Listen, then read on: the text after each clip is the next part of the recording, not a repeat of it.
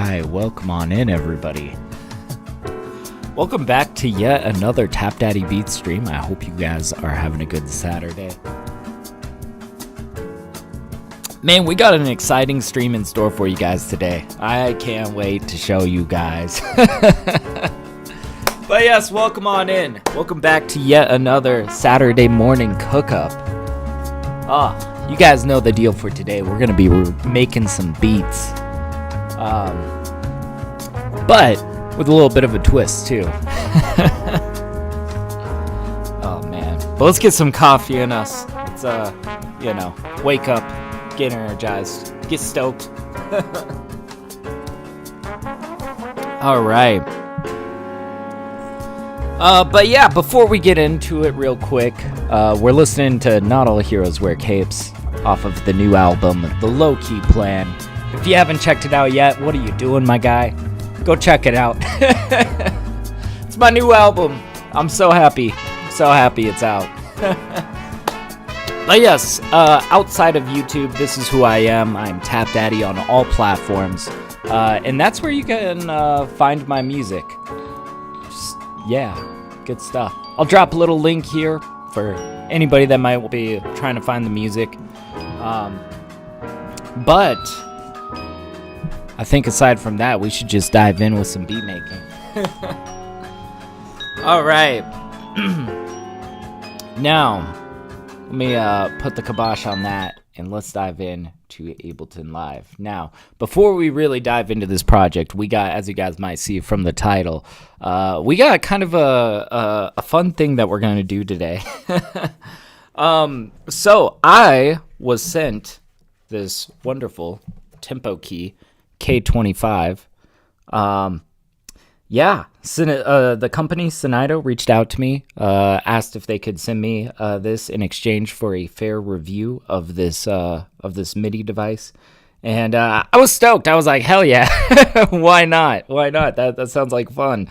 So yeah, sure enough, they sent me a Synido TempoKey K25, and today we're gonna put it to the test. We're gonna be making some beats with this thing, and I'll tell you guys all of my thoughts about it. I've been kind of toying around with this thing all week, and dude, I gotta say I'm actually really impressed with this. This definitely works very well with Ableton Live. In some cases, even better than my MPC, which I was not expecting. But before we really dive in with our studio session, I just want to, briefly go over what is the TempoKey K25. Well, it's a pretty simplistic MIDI device. It's got 2 octaves on it. It's got 8 drum pads, and as well as 8 knobs. It's also got, your modulation wheel and your pitch bend wheel, which actually aren't wheels. These are like these touch sensitive pads, which is kind of interesting, honestly. I kind of like how it lights up and whatnot. But anyways, pretty simplistic device. This is like your most simplistic like MIDI device. It kind of reminds me of like the Akai MK3.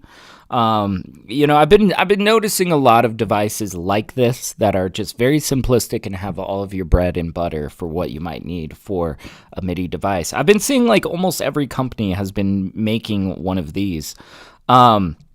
Now, I gotta say though, Synido, they kind of got a little bit of a leg up here in that this thing's like only $100. I can't believe it. This thing is like $100. I think I even saw that it's on sale right now on Amazon. I've got links in the description if you guys want to go check it out for yourself.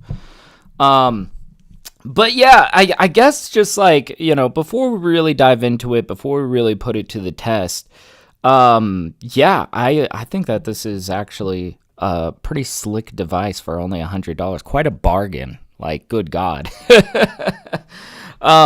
And I will say, I think that, I know that like Arturia has a little 2-octave MIDI controller.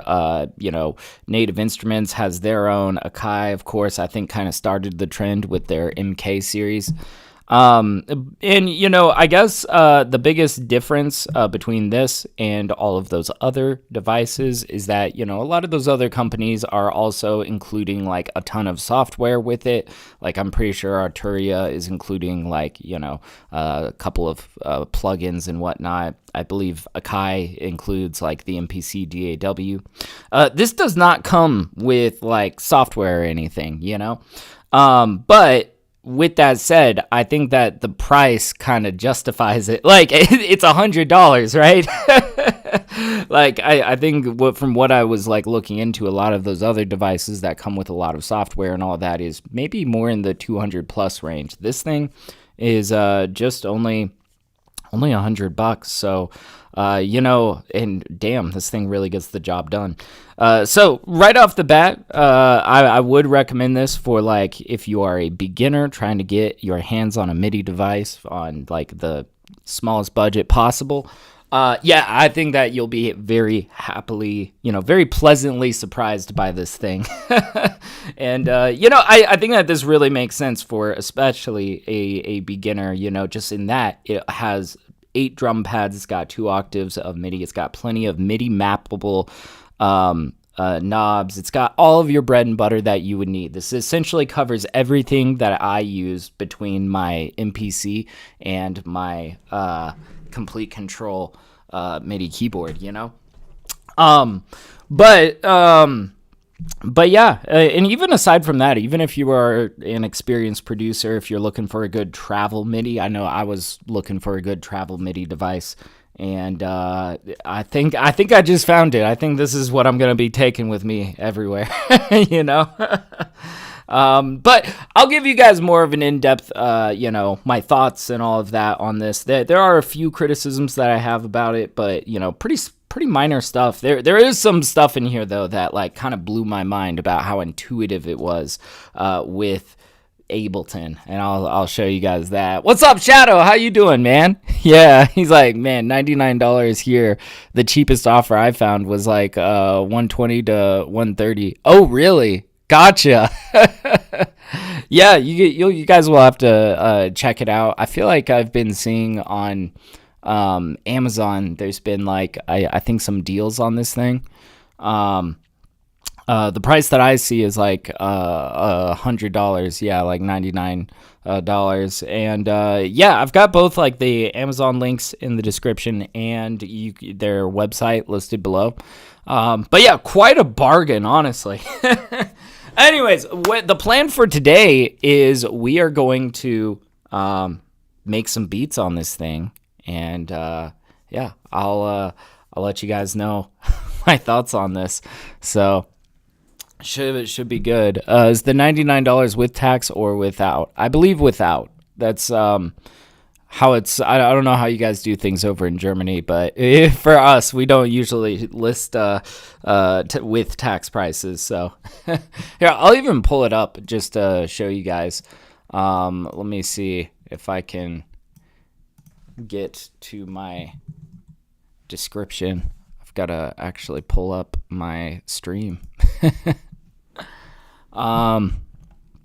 Here we go. You know what's smart? I'm playing ads for myself. But yeah, let me see. So this is the official website.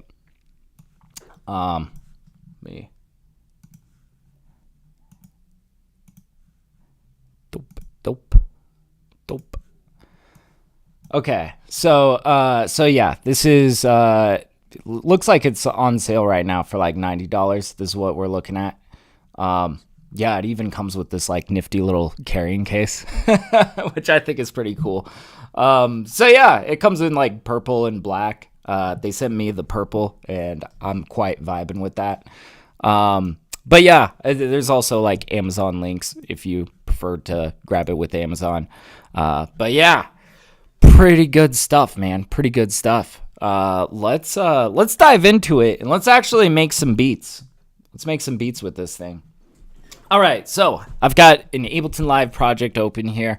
I was already kind of toying around with the drums this morning. Something that I want to show you guys that I think this is really what blew my mind about this. Okay, so usually, right, on these the drum rack, if I load up like any of my kits that I use with my MPC Studio, you see, it's all like scattered around because I kind of have to, right? Like, and I even have to like, I don't know. This does not line up to the 16 pads that are on here, right? But with the TempoKey, it actually lines up, which is kind of mind-boggling to me. You see, like this kick right here that is in the middle bottom. Yeah, that makes sense. The snare up here that's in the middle top. Like that actually lines up, and that's just, I feel like, something that I was really surprised by because of how chaotic it is using my MPC Studio.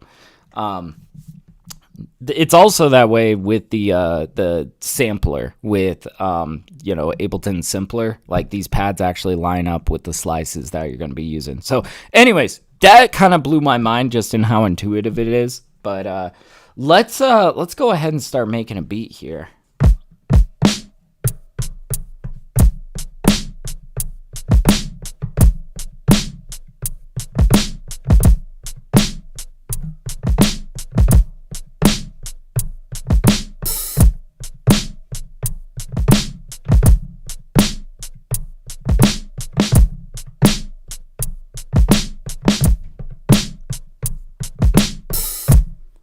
Okay. I mean, yeah. The drum pads work. Let's maybe capture that. I'm thinking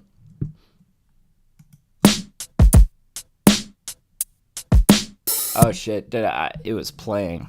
I was bumping it with my cord. Let's actually re-record a little bit. Let's jump back here and yeah, let's get some drums committed. I'm kind of feeling like maybe like a little Dilla swing or something like that.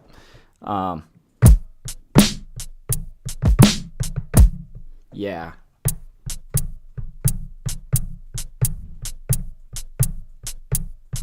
Okay.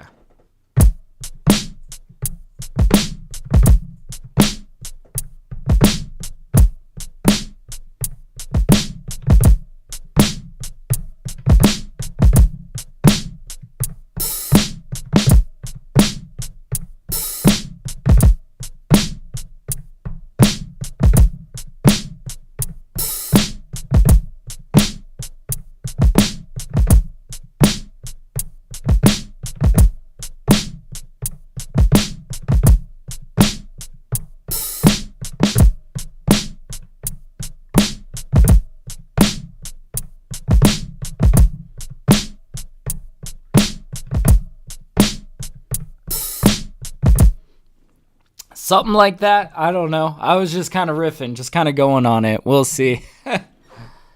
So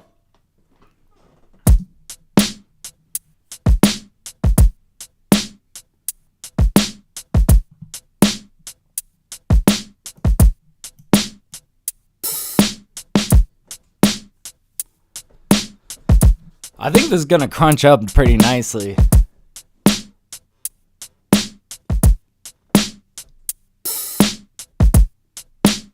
Okay, and that actually wrapped around pretty neatly. Let's maybe zoom in on it and just like double, triple check, make sure, So.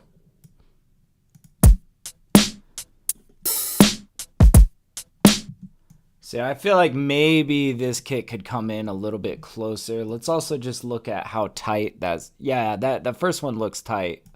I think if we just kind of zoom in on this last guy, maybe scoot him back a little bit.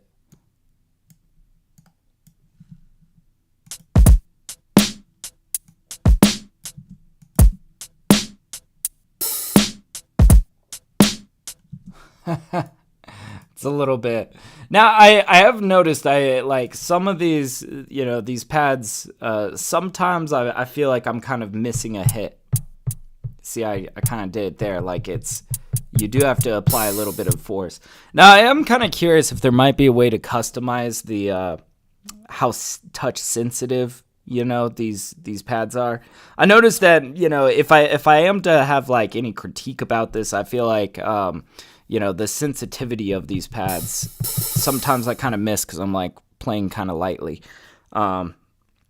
But, I feel like it really is, though, that I'm just so used to working on the MPC pads, which are a lot more sensitive, Yeah,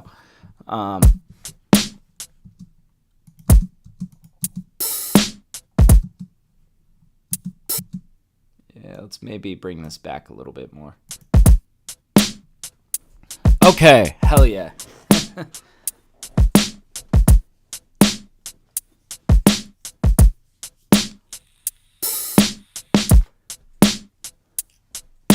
All right, so drum pads work. Let's chop some samples on this thing. Let's see that.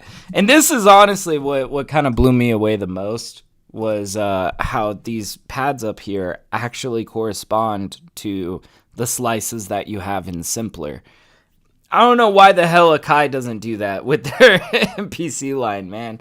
Like, it boggles me. But, man, I don't know. That alone kind of, like, blew my mind a little bit. I feel like this works really well with Ableton, But, yeah, Shadow says, damn, that's really slick, though. I never used a keyboard with the pad buttons. Also, I have no idea how this will work in FL because I never used drum patterns in FL. I'm not quite sure how like FL handles like drum racks, but I'm pretty sure it would be I'm pretty sure it would work pretty similarly. I don't know. I'm a big fan of physically laying down my drums, kind of giving them this sort of humanized feel to it, Especially because my genre, boom bap, a lot of it is a very like hands-on, kind of like that's how we get that slight shuffle feel, like that J Dilla sort of like quintuplet swing. I feel like these things become so much more easy when you have a physical device that you can, actually work with, right? You get to actually touch your music a little bit more, It's pretty nice. Anyways, let's go check some samples. I was just downloading like a ton of samples this morning. I want to maybe find like some piano chords that we can chop and mess around with. So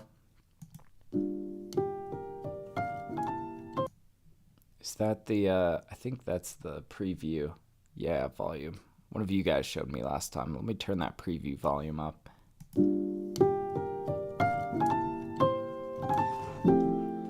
So we could like chop some nice jazz stuff today. I don't know. Our drums are pretty extreme for this kind of stuff, though. Still.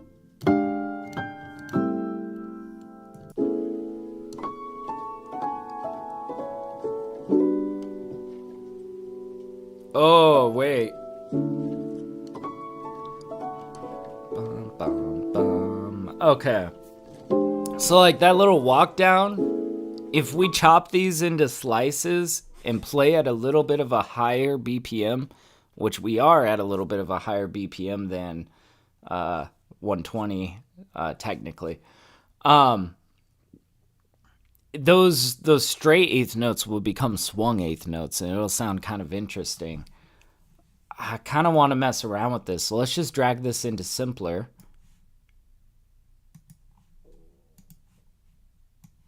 Yeah, right down there. Okay. And let's chop slices. Let's just do by region, maybe. And let's give ourselves more slices. Like 32, maybe.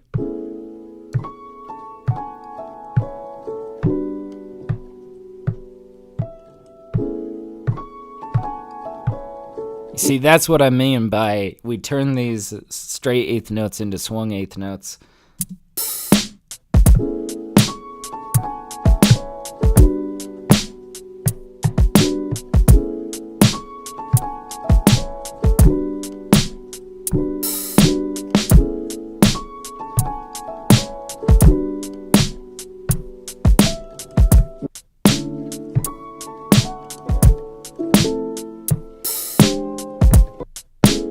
Okay, so here's the deal.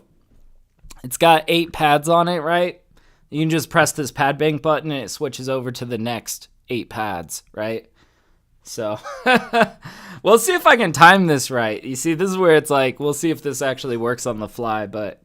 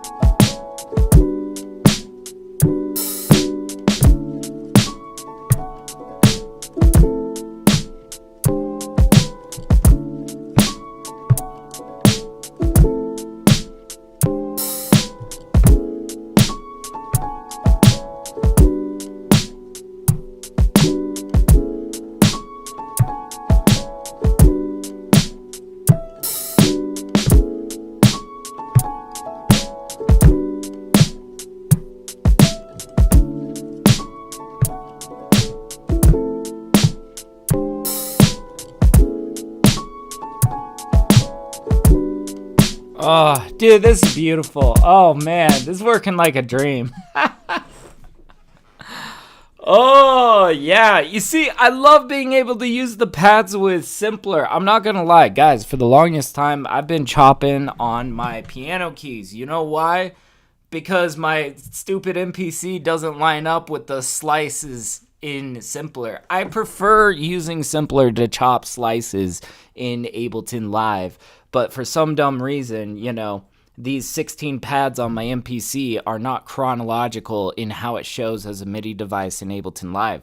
So I can't use my MIDI to chop slices, my MPC to chop slices like this. I just love how this just naturally lies on these pads. Like, I don't know. That's where I feel like this thing is way more intuitive than I ever thought it would be for like $100. That's insane, right? Like, good God, dude.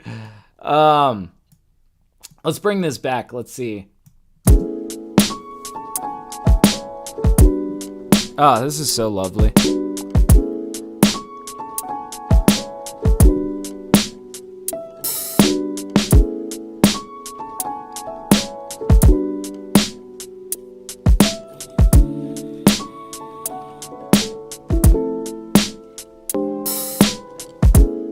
Give a little bit of fade in, get rid of some of those clip sounds. Okay.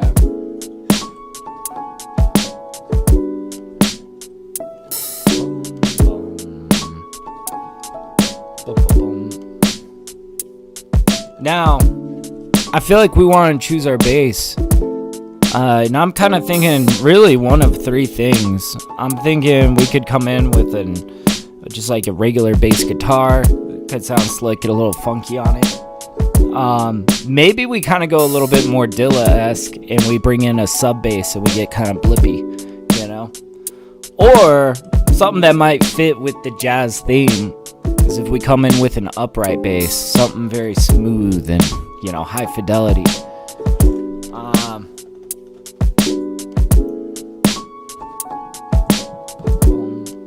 Maybe let's try getting blippy on a sub bass or something.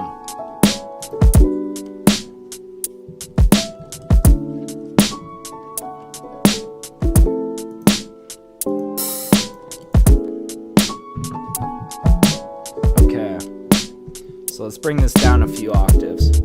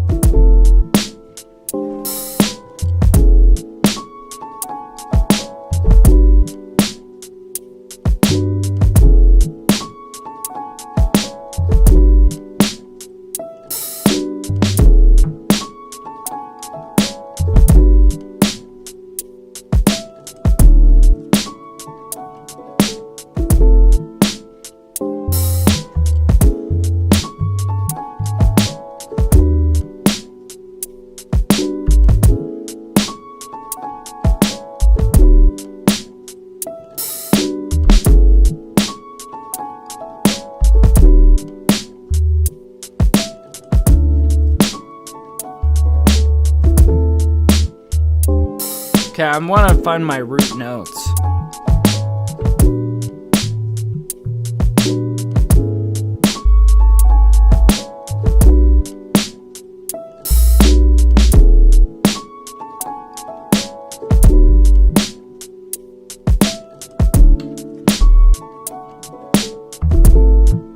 Okay, I think I got it.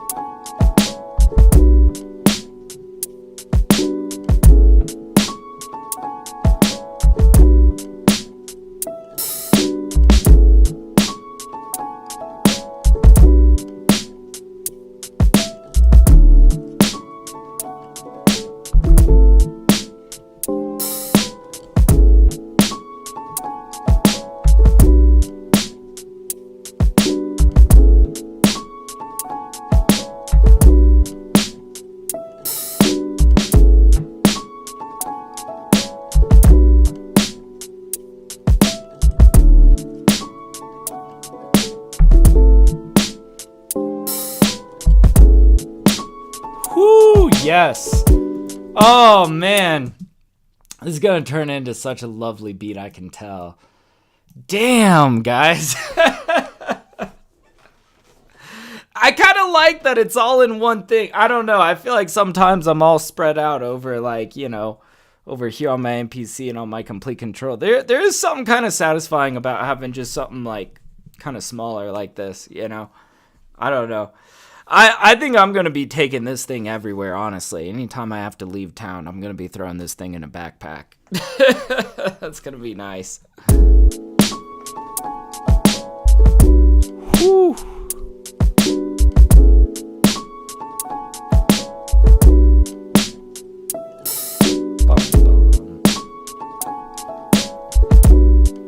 Okay, I think this is sound cool. Oh, that sounded cool.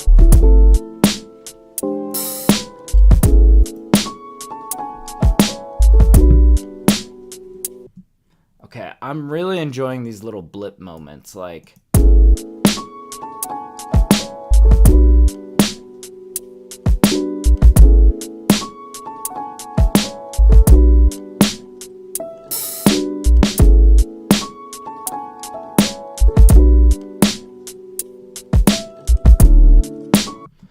Yeah, so that sounds really good. I like kind of the pace that this is happening at. Let's shorten these guys a little bit.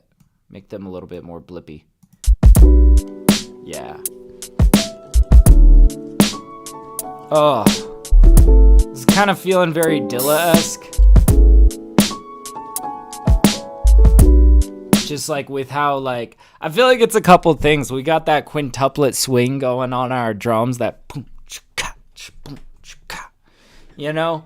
And then it's just like something else that I feel like is very Dilla is when you come in with a sub bass and you get a little blippy with it. Now, I don't know how he does it or how he did it. Like, I don't know. His beats would just come through with like such tight blippiness, you know?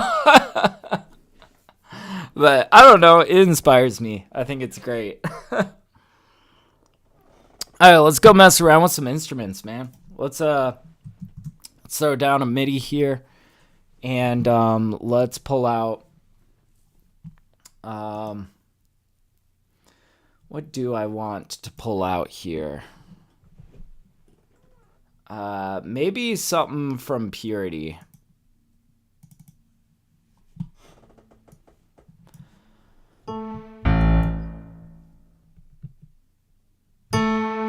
Let's see. Maybe something like a synth lead or something like that.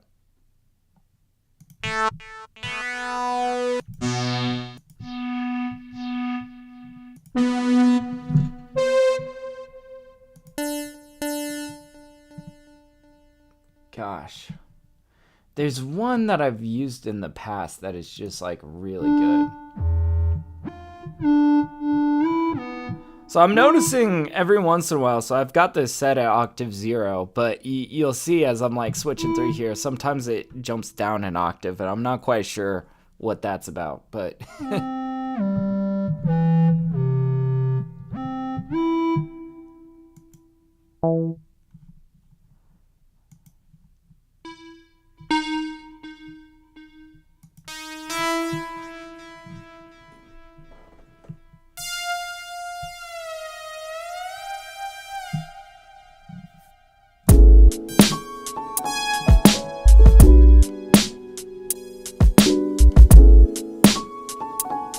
Ooh, if we get something kind of small in the background.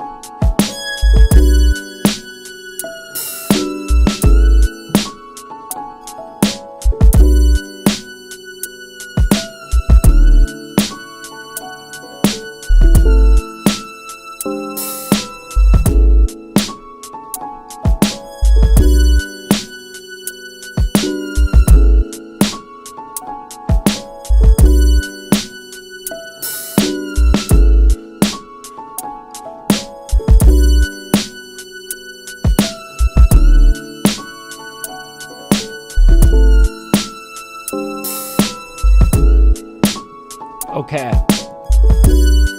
So here's what we're going to do with this, right? It's a little bit too loud, but I like how it sounds when you hit like pretty quietly on this synth. It sounds very thin. It sounds very interesting, right? But let's maybe make this very like, you see, and this is something else that I've been kind of having some trouble with, and I kind of mentioned it earlier. I feel like the sensitivity of these, it's kind of hard to hit some of these quiet notes, just, you know, kind of with, there's like not a ton of like sensitivity on the pads and keys, you know. But I feel like, quite honestly, it's kind of one of those things where it's like, yeah, but for $100, I don't know how much of a deal breaker that is, you know, like, because I can come in here and just set these very quietly. And in fact, I think that's what I'm going to do.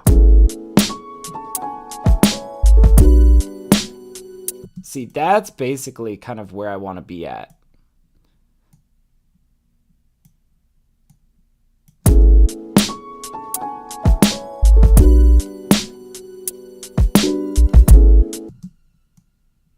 Okay, I think this first note needs to come up a little bit. But yeah, the flow has really made me hyped. I'm glad, Shadow. Man, this is how I cook hip hop beats, man. Just every single day if I can.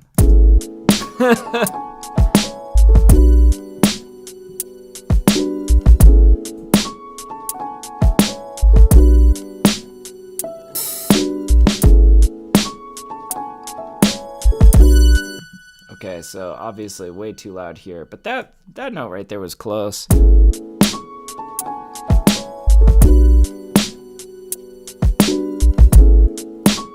Yeah, well, it can detect the sensitivity. It's just maybe not the best at it.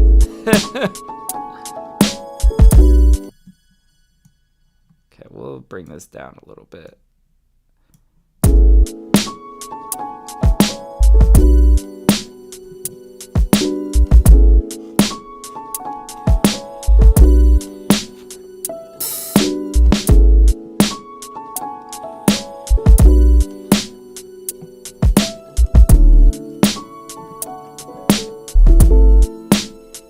Oh, I love how thin this sounds.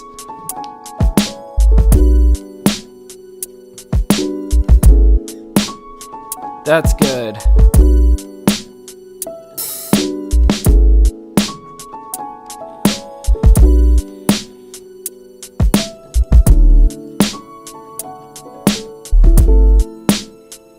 Okay, now what if we added like some tremolo on this? I don't know.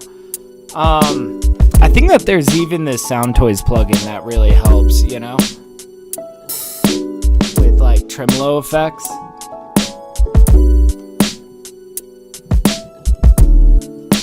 Tremolator.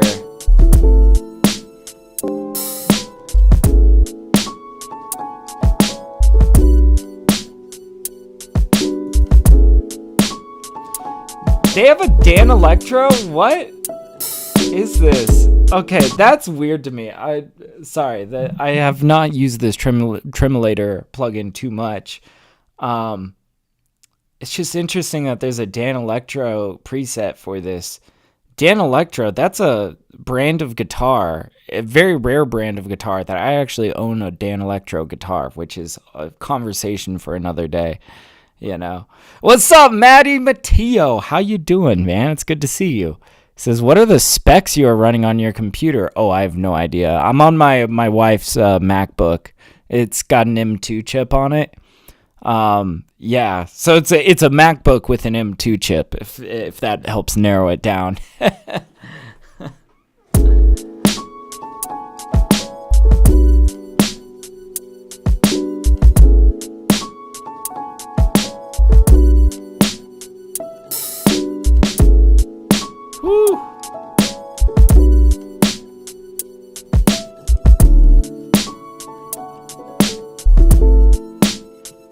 So I'm kind of thinking I want to find a preset that works really well, something that I can kind of like automate this. And we'll do a little bit of MIDI mapping. I can show you guys how that happens.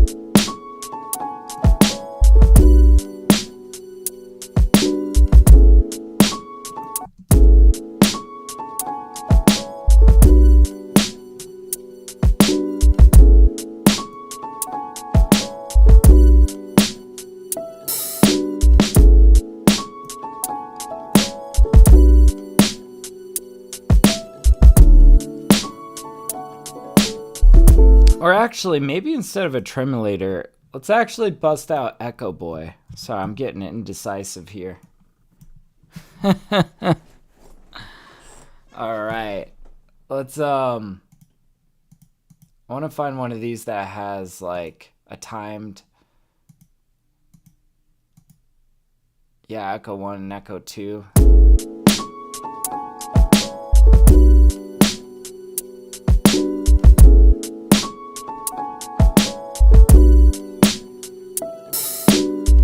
Yeah, so if I automate the Echo 2, it's going to do some weird pitch bends in the right ear, which is going to be good. So I'll show you guys how we can set this up. Basically what we want to do is we want to MIDI map this Echo knob to one of our keys. So I opened up this side menu down here. We can see Echo 2. And we're going to just click MIDI right there. We're going to click on Echo 2 time. And then we're going to twist one of these knobs. And you see now we've got this MIDI mapped.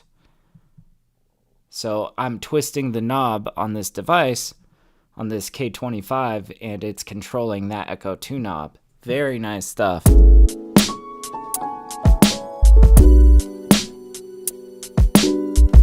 We're going to put some subtle details in the background.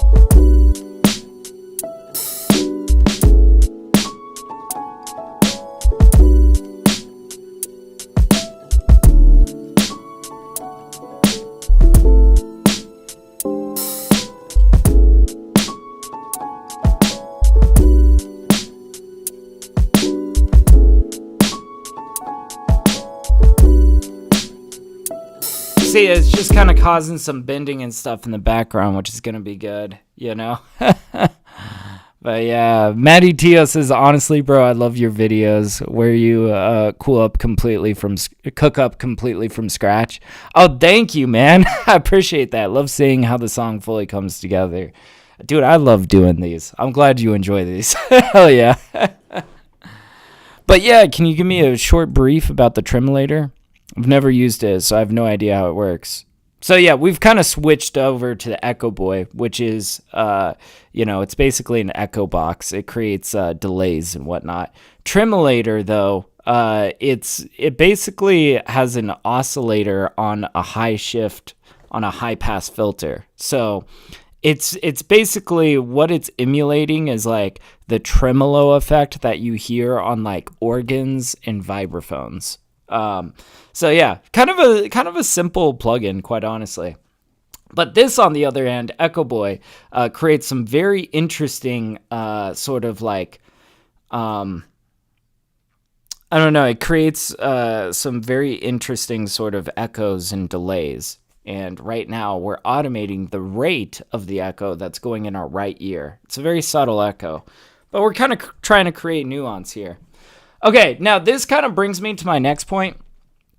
Something annoying about Ableton, and I don't think that this is a K25 problem. I think this is an Ableton problem, is this auto record on the, like, I hate these auto arms on the, it feels like, so my Complete Control has this issue as well, that anytime that I have my Complete Control plugged in, it auto arms the track, right?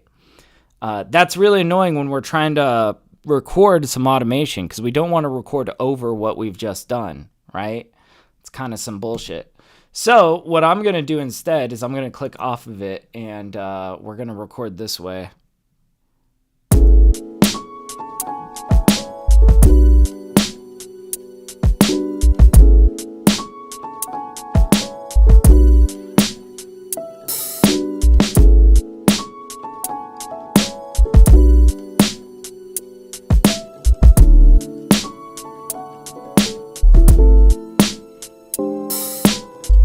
Okay, yeah, and we got just like some nice little details in there. You kind of hear little fuzzy, like, I don't know, spinny stuff in your right ear.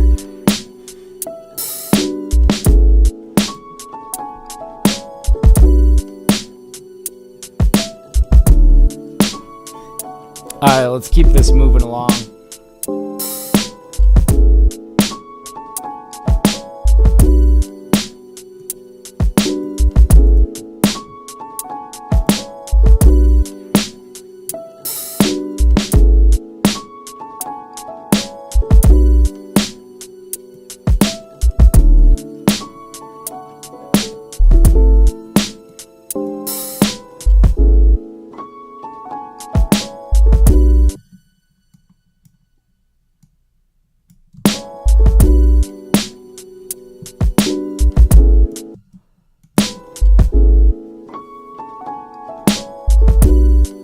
Okay, and I'm thinking right here would be a good spot to come in with like a little trumpet lick or something like that.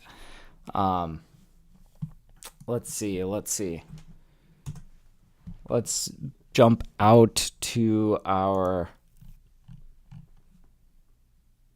samples, and I think I just got like a ton of like saxophone licks that I think would sound really cool here.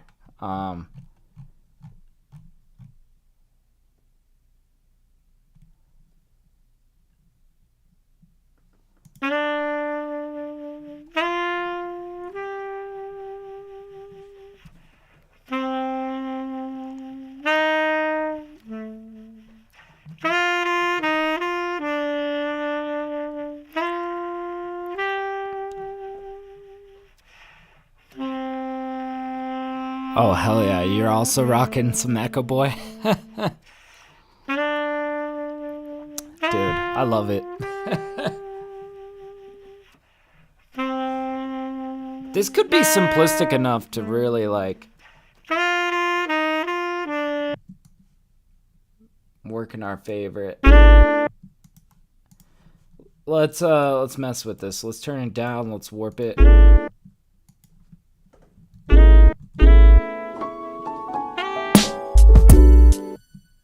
Okay, and let's try to get the pitching right.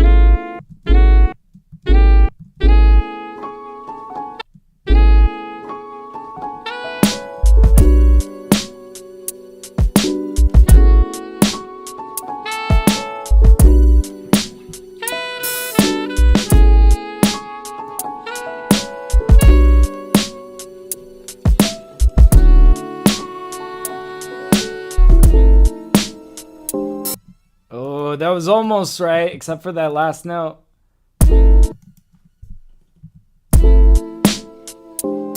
There we go. Oh, I love this.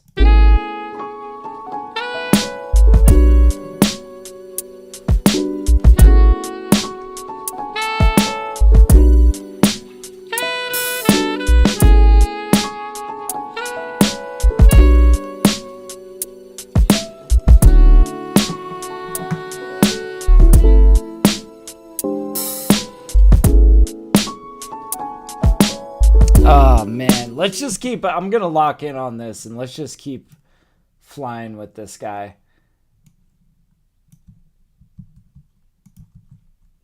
Maybe drop out the bass here.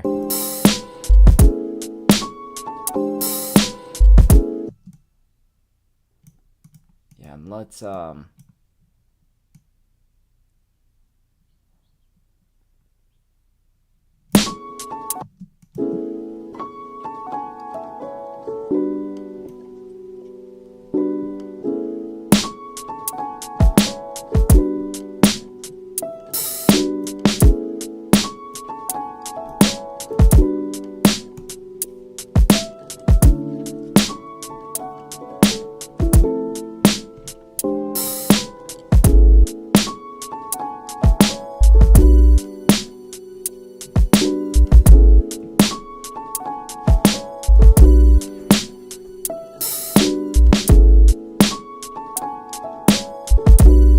Alright, and you know, maybe we'll just bust out some one-shots here and kind of use them as instruments.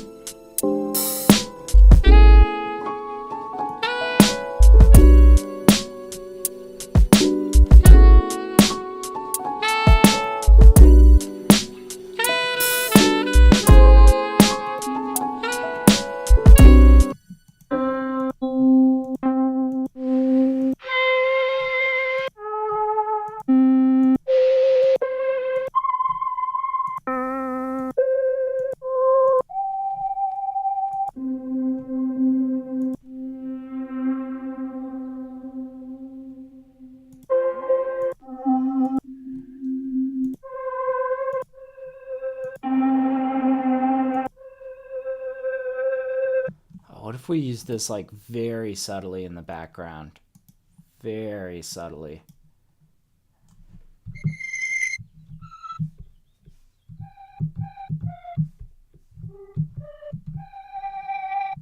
But we like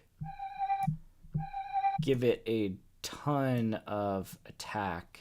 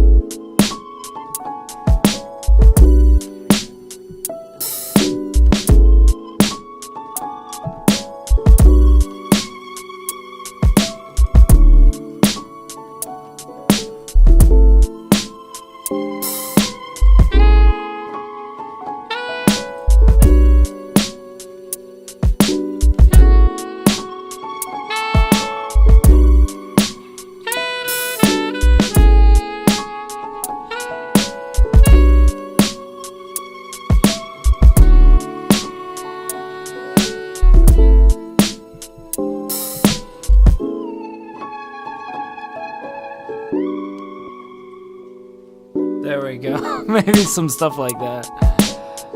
But yeah, Shadow, you taking off? Oh man, I think there's a really heavy thunderstorm coming. Oh man. Yeah, stay safe over there, man.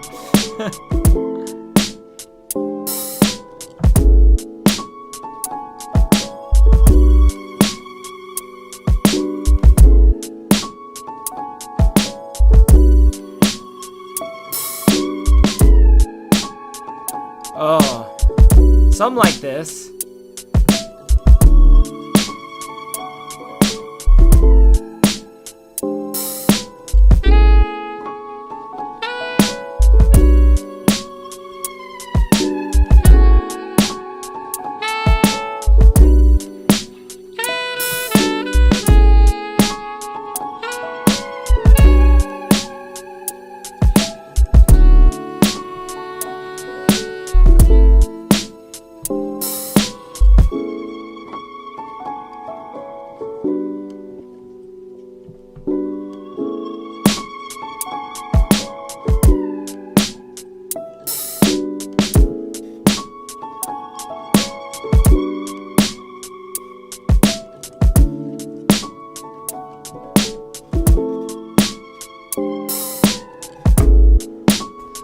I don't know. I feel like there's like maybe one or two in here. Like, I don't want to overdo this, but I'm kind of experimenting with where this could fit.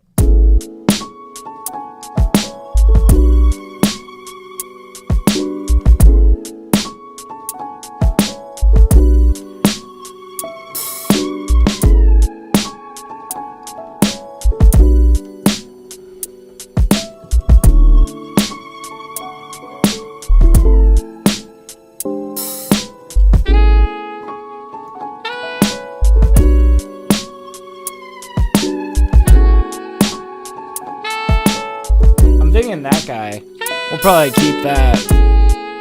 But yeah, what's up, Mars? How you doing, dude? It's good to see you, Dan. But yeah, Shao says, yeah, I think so. I hope this will not be extreme because my car is unprotected. Ooh, yikes, man. That's rough. Oh yeah, definitely got to protect that car. All right, let's see what we're doing with this little synth pad. But yeah, Mars, how's your day going, dude?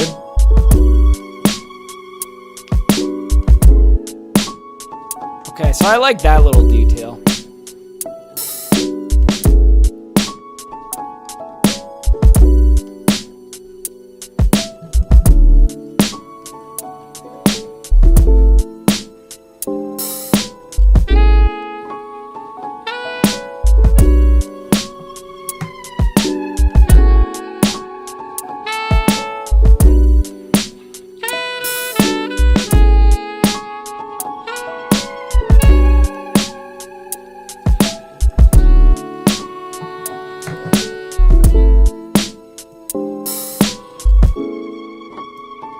Okay, so I'm thinking we keep just that guy.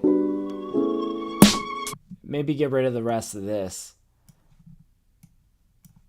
Okay, so we've just got a couple of these going kind of throughout, but we'll see. But yeah, Mars says it's okay. I'm chilling, man. I'm chilling. I don't know if you saw or, heard in the beginning of stream. Today we're reviewing this TempoKey K25. Synido was kind enough to send me one of these, and we're just putting it to the test today. So honestly, this is a pretty fun session so far. I feel like we've got something really sick that we're cooking up. Yeah, I don't know. This thing is just working like a beauty,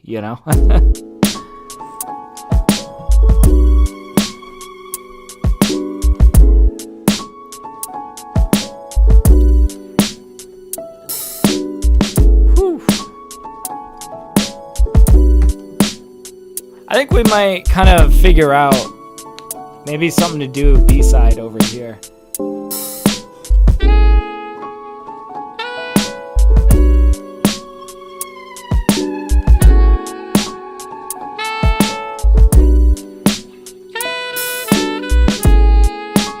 How's the key action? Honestly, not great. I guess really my thoughts on this is like, as far as like things like key action and also the action on these pads, it's not very great at capturing like a huge dynamic range. That's something that I've been kind of struggling with on this. I will say though, for the price, this thing's like only like $100. So I feel like I can't complain about it too much because it's also super intuitive in a couple ways. Like, for example, in Simpler, these are automatically mapped to the pads on here. And that's more than what my MPC can do. I don't know, my MPC is like useless when it comes to integrating with Simpler, right? So far, there's been a few things about this that actually really surprises me and how great it works with Ableton Live. There are a few things though that, like the sensitivity of the drum pads, the sensitivity of the keys, I kind of wish that there was a little bit more of an expressive range. I'm having kind of difficulty hitting some of these, quieter notes, right? But that's to be expected. I feel like, look, it's $100 MIDI controller, and I think for a $100 MIDI controller, I'm actually quite shocked at how well this is integrating with Ableton Live. So, So I don't know. I feel like there's pros and cons, but quite honestly, it's it's pretty nifty for $100 MIDI, you know? Like, that's insane. But yeah, he says, I really like the Korg interfaces, but they always make the keys way too small for my fingers. Oh, I feel you. These actually feel pretty good for like a small, a small MIDI in terms of like keys. These actually are about the perfect size for my fingers. They feel pretty nice, which is kind of unexpected, you know? I used to rock, this iRig. And that thing I rocked for many, many years. It had kind of tinier keys. It had no drum pads on it. But I got by with it for many, many years. That was about the same price point, about $100. But it was so much more simplistic than what we're working with today, with all these drum pads. It's got a lot of mappable knobs on it. So, I feel like this honestly has become my new travel MIDI. I think that this is what I'm going to be taking with me when I'm like going on trips, when I'm on planes, trains, hotels, and what have you. This is absolutely what I'm looking to be putting in my backpack. So Yeah, Mars says, I enjoy the machine, the complete hardware. It's the software and integration that bother me to no end. Yeah, I feel you on that, man. Complete control kind of drives me crazy. I feel like I can't MIDI map any of the knobs on this complete control A61.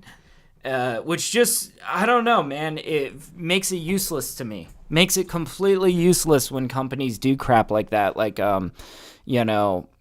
have it so that the knobs on here are automatically locked to being tied to like the track volume and all that. I hate when companies do that. So that's where I feel like this device is actually kind of refreshing for me. Everything here is a blank canvas, basically. This really did not come with much software at all, which, if you are looking for a similar device, but maybe you're looking to get like, maybe something from Arturia and some Arturia plugins. Like, yeah, that might be an option, but it's going to be a lot more expensive, probably in the $200 plus range. This thing is like $100, and it's like, actually, it's letting me MIDI map everything. It's working intuitively with Ableton's drum racks. It's working intuitively with Ableton's Simpler, the default sampler in here. And I couldn't ask for much more than that, Literally, I think my only nitpick here is that, the sensitivity of the keys. I wish I could play quiet notes with a little bit more ease. But, I feel like we're splitting hairs here, So, like, I don't know. It's good. It's good. Honestly, that's the thing that's been missing for me, though, is, like, MIDI mappable knobs, man.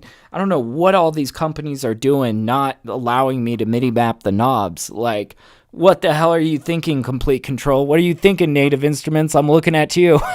Like, I don't know. That's where something like this is so useful to me, honestly. I'm enjoying this, man. I'm having a good session with this.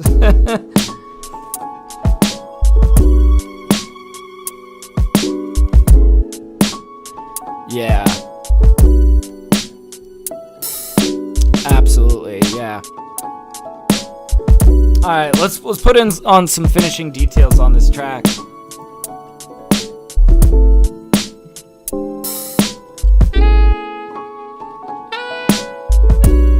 I'm thinking we should bust out, like, I would love for the saxophone to trade with a trumpet.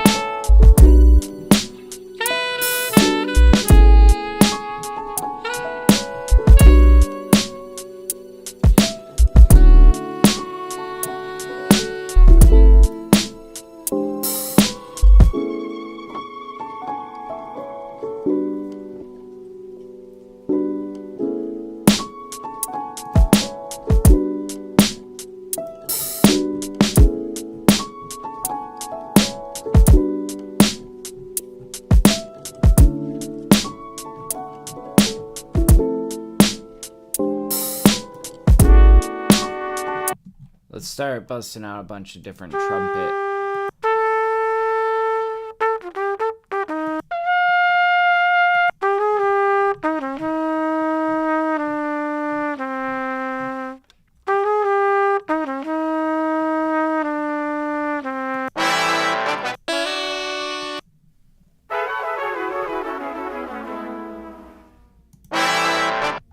Jesus.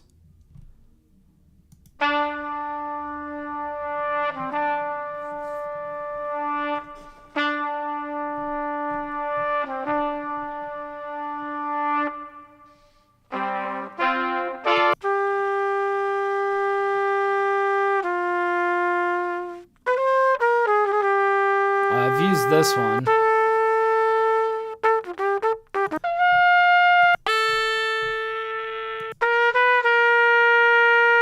Just kind of thumbing through, trying to find something that's going to work here.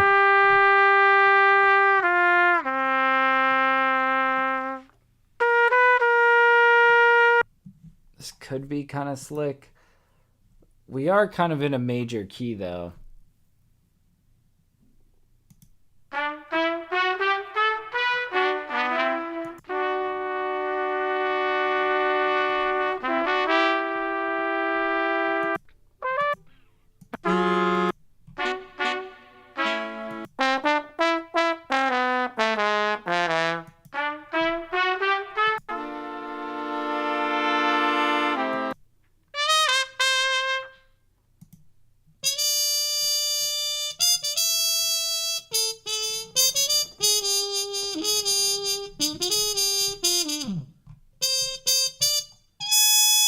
Maybe.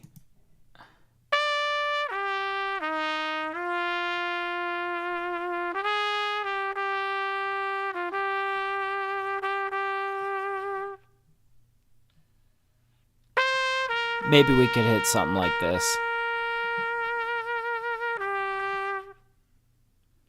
I feel like we need to like hear it in context, pitched, warped.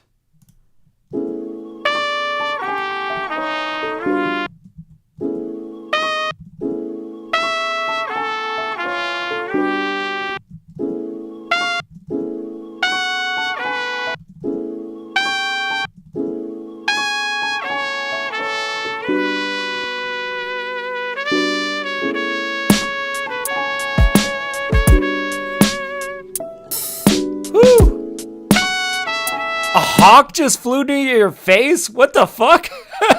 Mars! Stay alive out there, man. Jesus Christ, dude.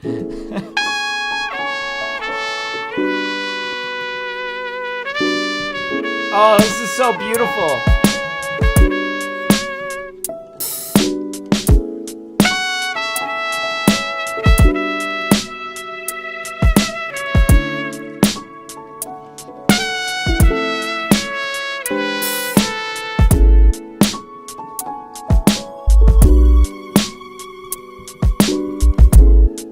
I want the same reverb over here on this saxophone. We'll adjust the values, yeah. Mars is like, I think we scared each other.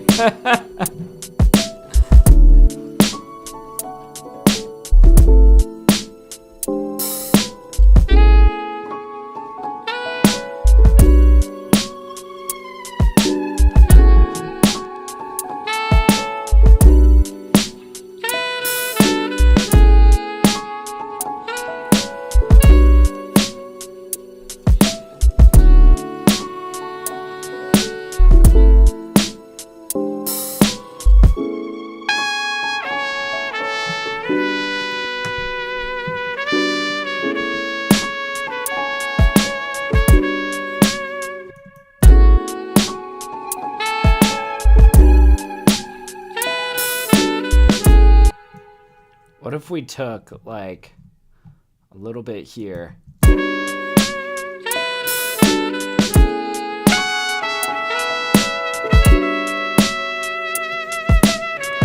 Just to kind of like create a little bit of counterpoint there.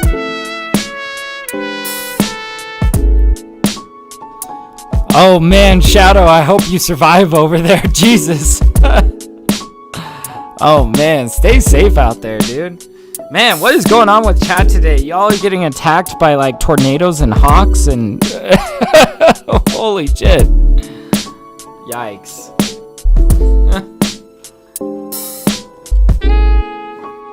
All right, let's keep rocking with this.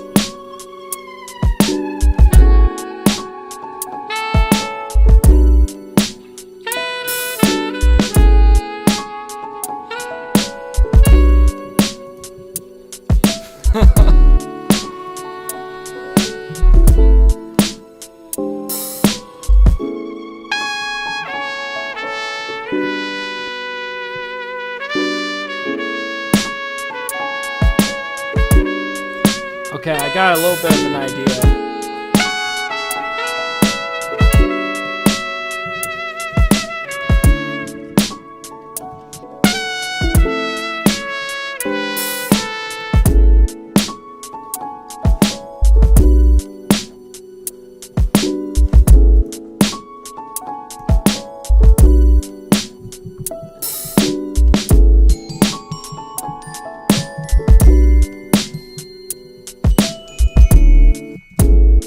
Okay, and I kind of wanted to do a little bit of an echo over here.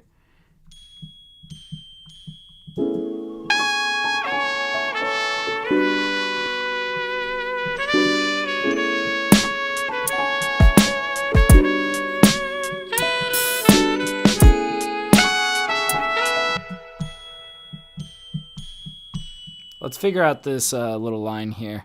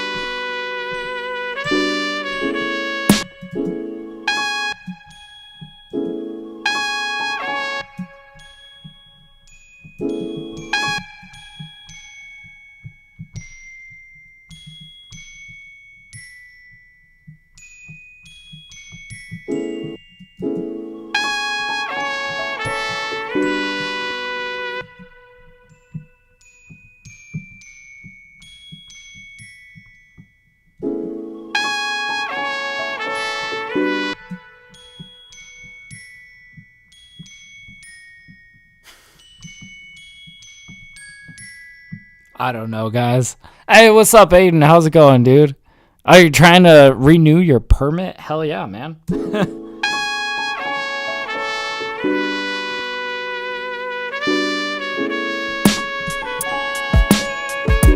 Might just go off on our own melody here.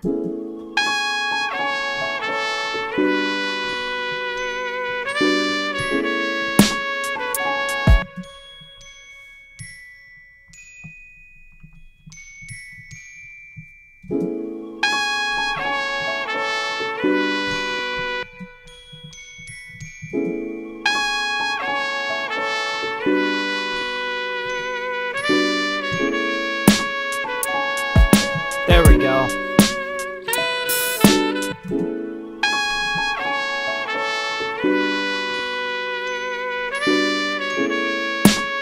Something close, right?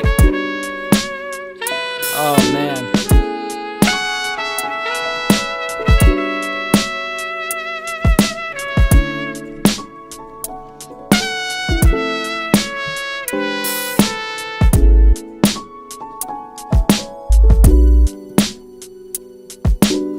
All right. I like this. I think we're going to keep this one kind of a short beat.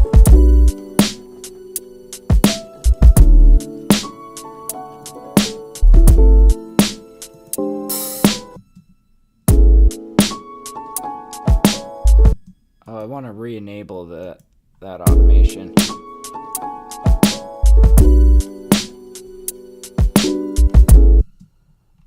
Okay.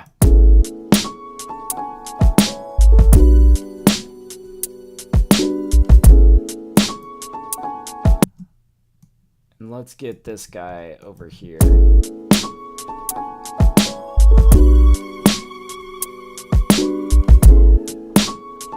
And let's get a little fade out going.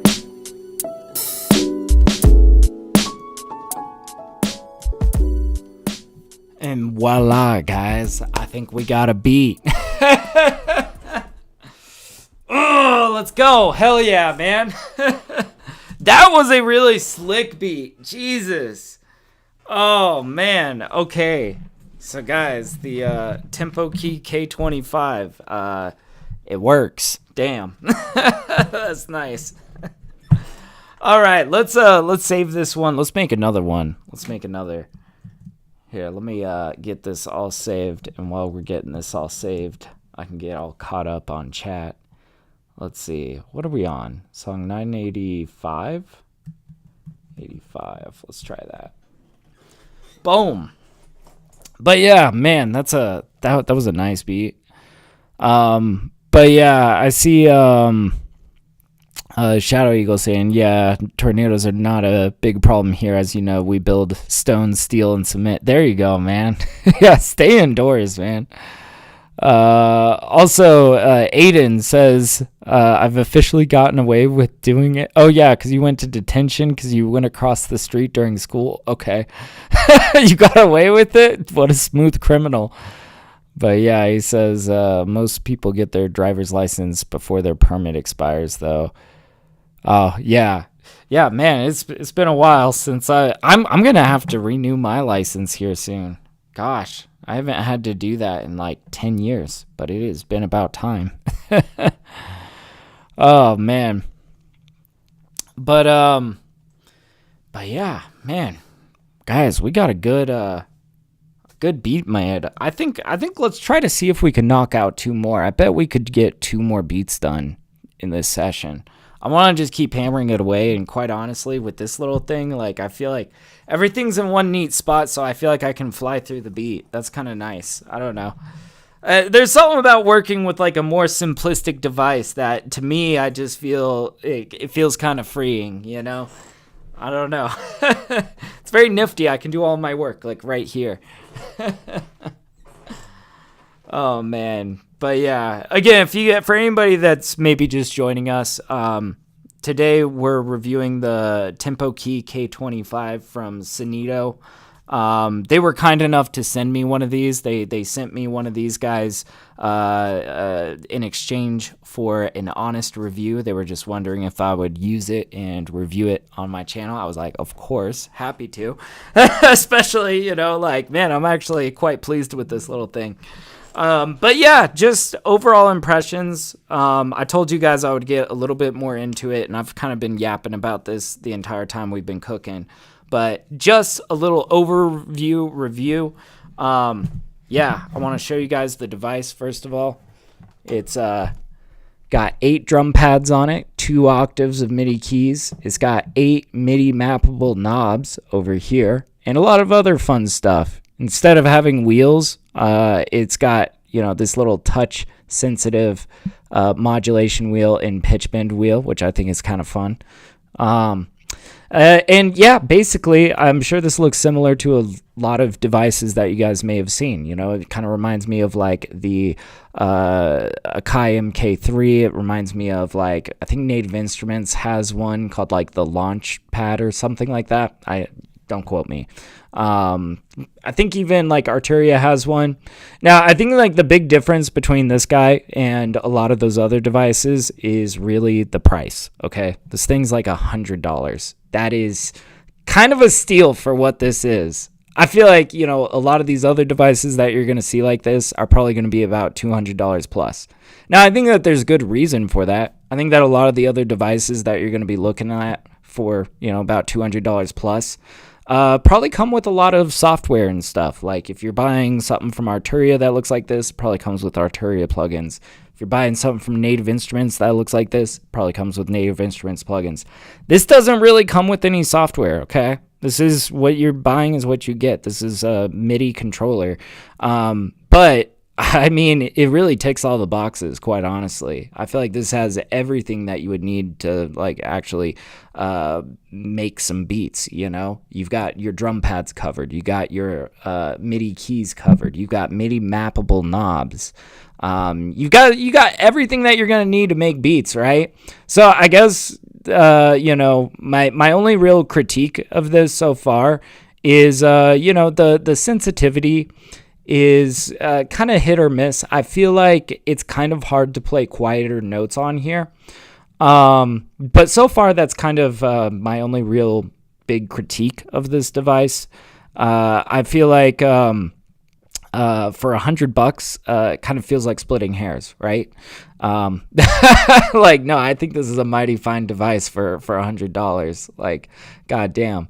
So I guess I would recommend this for people that are, if you're just starting out and you're trying to get a MIDI device on a budget, like, dude, this thing's gonna do the job, and it'll cover all your bases. You got no need to buy a separate drum pad or something like that. Like for $100, you got it covered with this, right? I would also say for more experienced producers, if you're just looking for a nice travel MIDI, this thing definitely makes sense. It even comes with a really nice little traveling case. So yeah, definitely worth checking it out. But yeah, if you are like someone looking for more like VSTs and plugins, like maybe looking into some of the other options that are kind of like this, but quite honestly, I feel like most people looking to buy a device like this is just looking for a MIDI controller. If you are just looking for a good MIDI controller, I think so far this has really ticked all the boxes. Now, of course, the real test is going to be over time. How does this hold up over time? And maybe in the future I might do update videos, especially if I end up going out of town and taking this with me. I plan for this to be my travel MIDI. I definitely could see myself throwing this in a backpack, taking it across the country, And I hope to keep you guys updated on this. Super kind of Synido to reach out and send this to me. Thank you guys again if you are watching, Synido. Appreciate you guys. So yeah, if you guys are looking to pick it up for yourself, I got links in the description. I believe this $100 device is on sale right now, so it is only $90. Quite a steal, guys. Quite a steal. That's honestly, I think, pretty worthwhile purchase. Yeah, but like I said, I'll keep you guys updated though, because I feel like the real test is going to be over time, and I think I intend to keep you guys updated on it. I see Shadow asking, does it have a classic MIDI connector, or does it work via USB? Yes, you can do it either way. It's got, let's see. So yeah, we've got MIDI out right here. We've got a Type C, so this is a C port, just USB. We've got a little input for a sustain pedal. Now, also, it does come with a MIDI out to. It looks like it's got like an what do you call them? The XLR cables. Like it's got a MIDI to XLR that it comes with. Pretty nifty.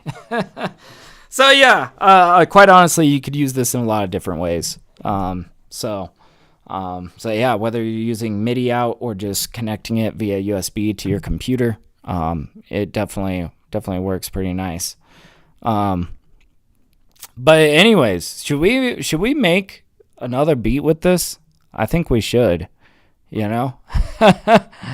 I think we absolutely should. Let's get into another beat here. I'm going to press new live set. I think I'm also going to get a little bit of coffee before we dive into this next one. So I'm going to play some music for you guys. Here, I'll let you guys enjoy my most popular song, Lost in Reverie, while I go grab a little bit of coffee. But I'll be right back, and then we're going to make another one on the TempoKey K25. So this should be fun. Anyways, here is Lost in Reverie. All right, I'll be 2 seconds, guys.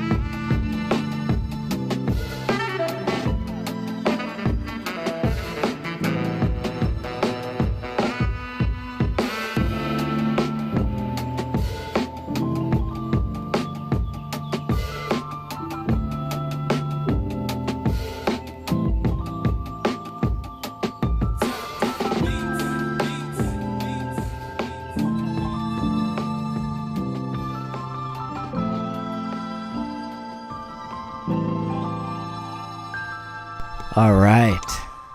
I got back just in time for the end of that. All right, guys. Shall we make another beat? I see Mars says the hawk is in a tree now. He's staring at me like I did something. What'd you do to that hawk, man? No. Sure, victim blame the hawk. No.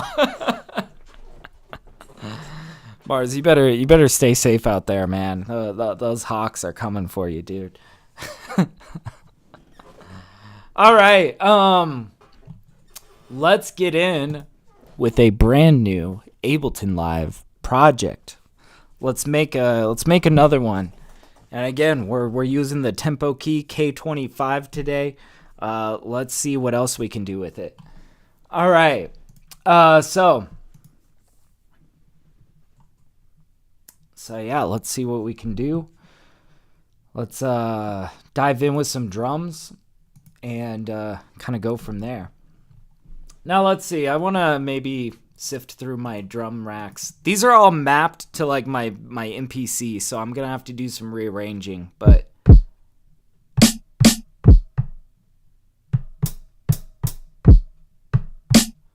oh, this seems like a nice kit.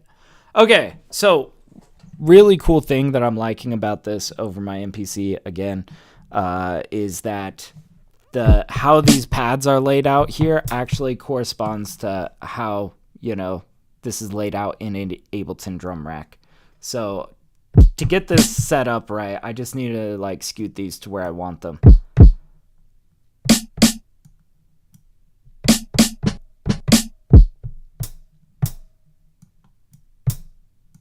think that guy goes there. That guy goes there. This guy is going to come down here.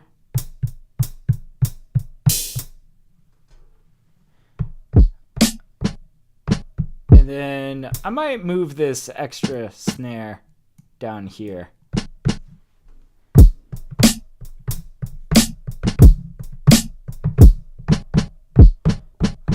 See, there are every once in a while I'll like hit a note, but it doesn't quite register. That does kind of annoy me. That's kind of what I was telling you guys about. Like, really, my one criticism of this is the sensitivity on these pads, and also on the keys are a little tough to get adjusted to, But we're making the most of it.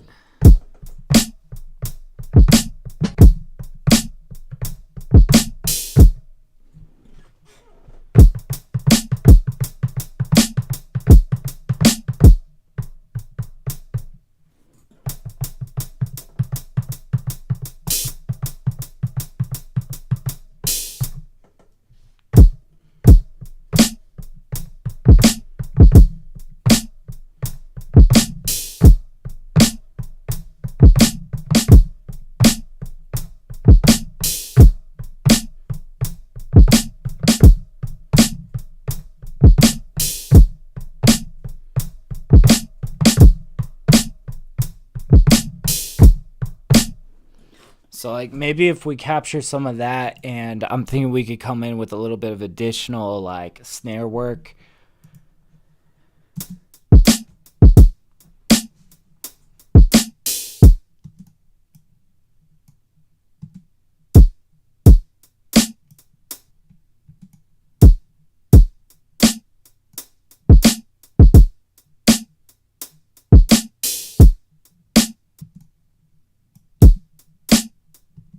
Maybe we even just start from over here.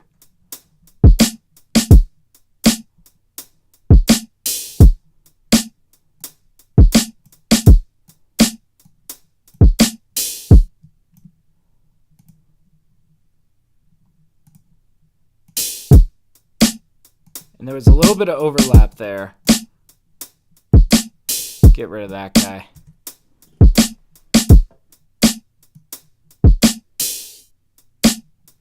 Oh, and we gotta scoot that intro. Yeah, get these guys in frame.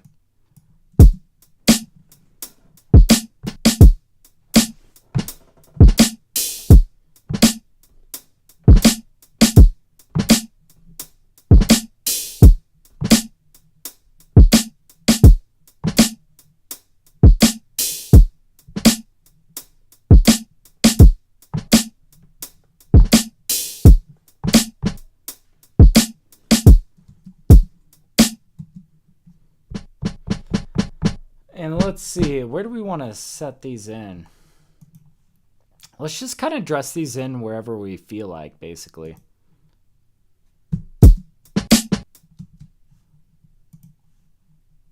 So it might be like...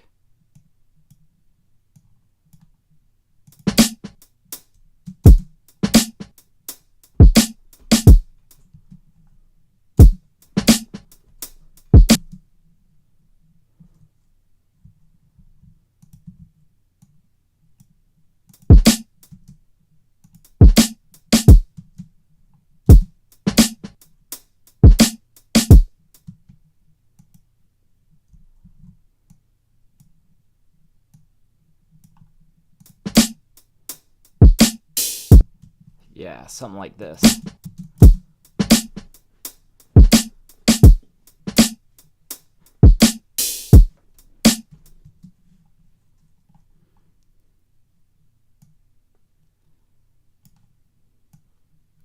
And then, yeah, we can just kind of keep messing with these.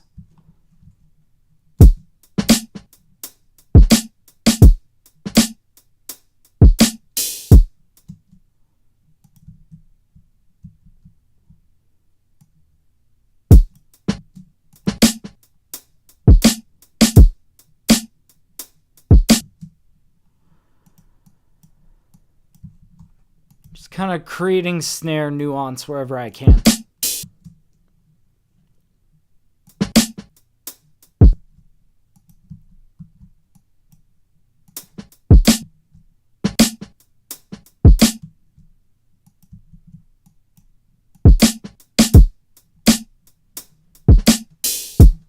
Okay. Getting somewhere.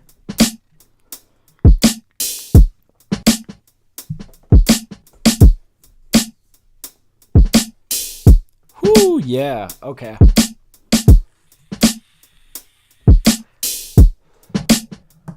All right. Let's go look for some sample material to chop. God, I'm really having fun chopping samples now that I can use some actual pads with Ableton's Simpler. That's been really fun. So let's go searching through. Let's just go look for some like piano chords, Rhodes chords, really anything, everything.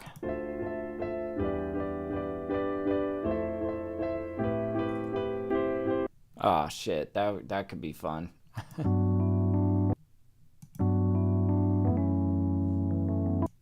Let's turn up that preview volume.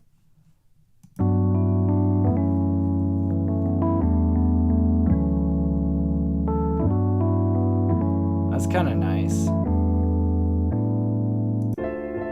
But I'm kind of vibing with this.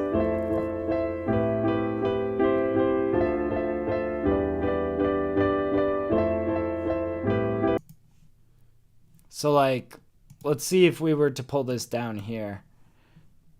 Let's start with some slices. Almost there by transients, but let's say by region. And instead of doing 64, I think I'm going to do 32. We could kind of do what we did in that last beat, turning straight eighth notes into shuffled eighth notes by kind of how we chop it.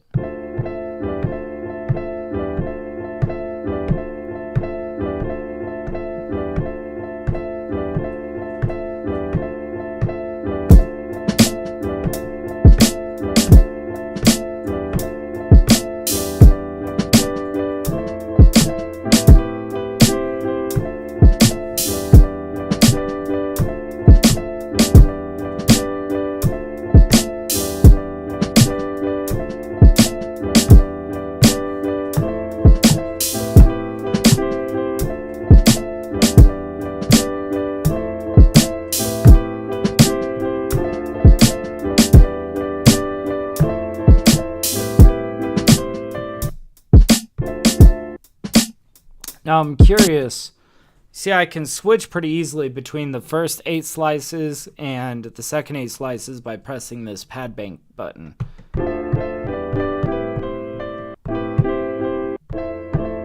I think the only variation here is in this last pad. Now, is there a way to get to the next bank?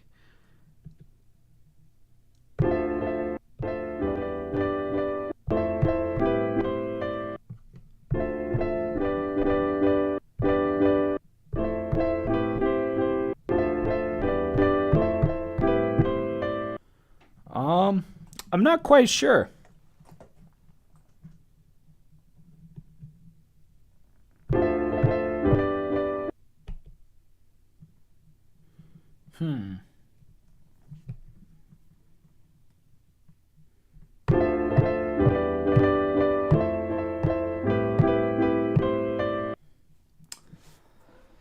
Not quite sure, but that's okay.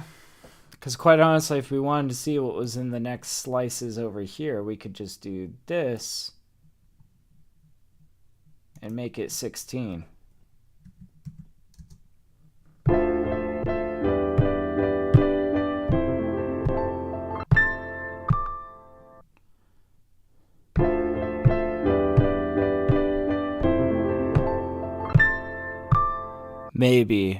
Maybe.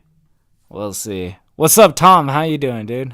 He says, bro, that is so sexy. I love your melody. Makes me want to make my own music. You should. I believe in you, man.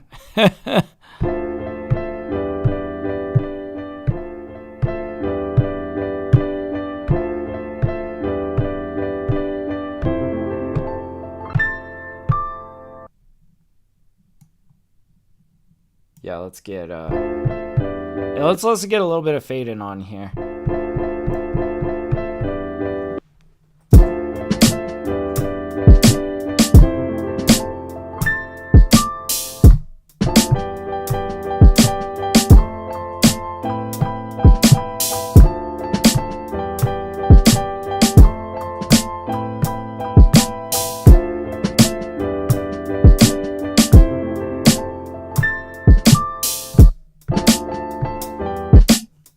Damn.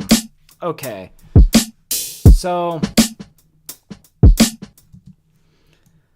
trying to think where I really want this. Maybe we want to start over here and give ourselves 24 slices.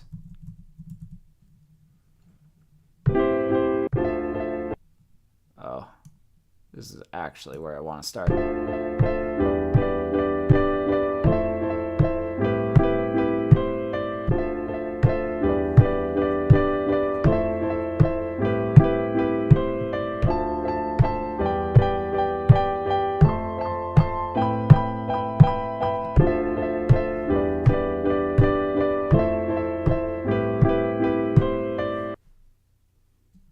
Okay.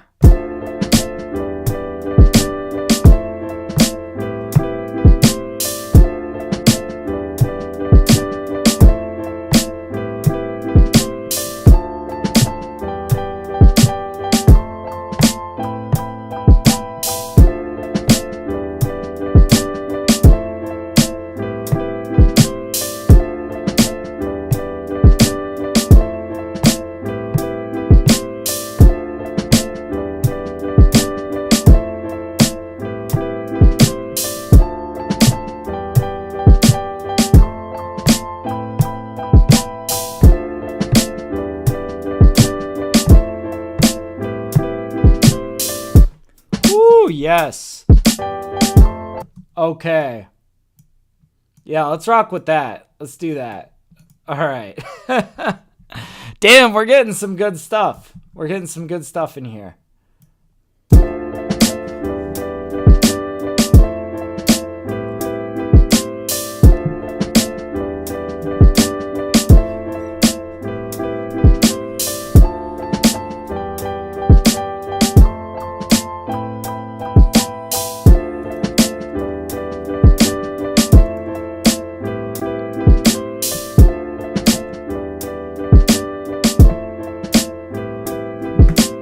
What if we just slightly increase the tempo?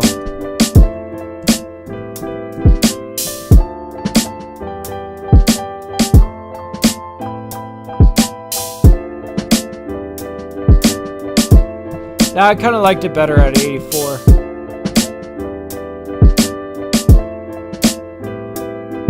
There we go. Boom, boom,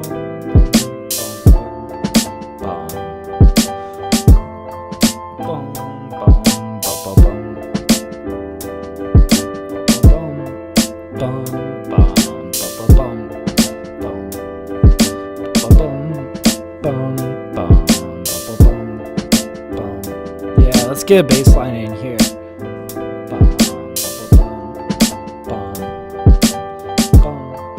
Bum, bum, bum, bum, something like that.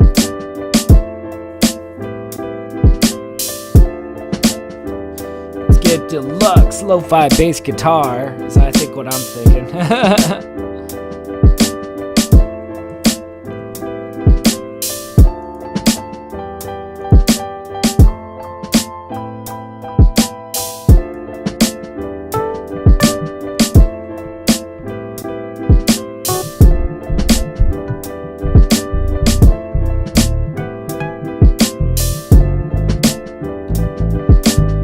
See, I notice sometimes as I'm like switching octaves, it has trouble keeping up with the octave switch.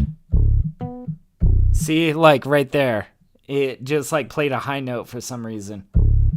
That's kind of strange. There are some inconsistencies in here, right? Like, what the hell? Yeah, switching between octaves seems a little bit glitchy on the TempoKey K25. All right. Now, I've got to do a little bit of, I've got to transpose this up three steps. Now, I do see that there's a transpose key on here. Shall we test that out?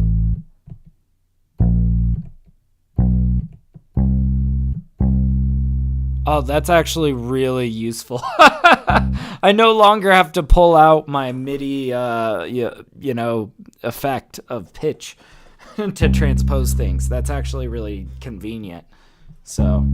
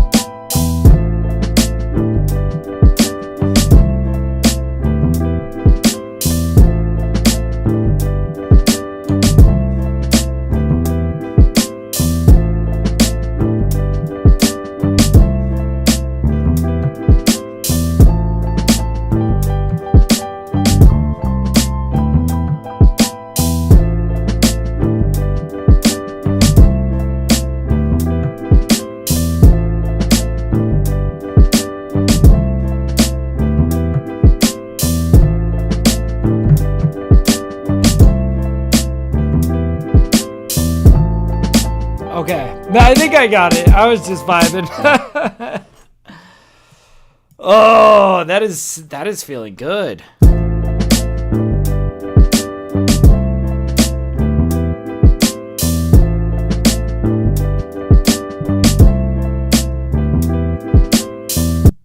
Dude.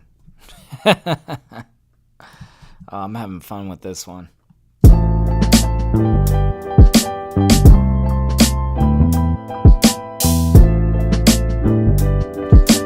I'm gonna go ahead and throw a little LA2A on this bass.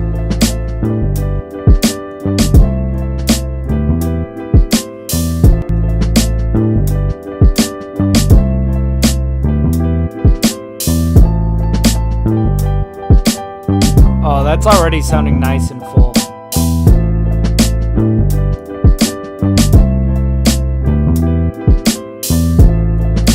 And I always like to do a little bit of an EQ boost after the compression.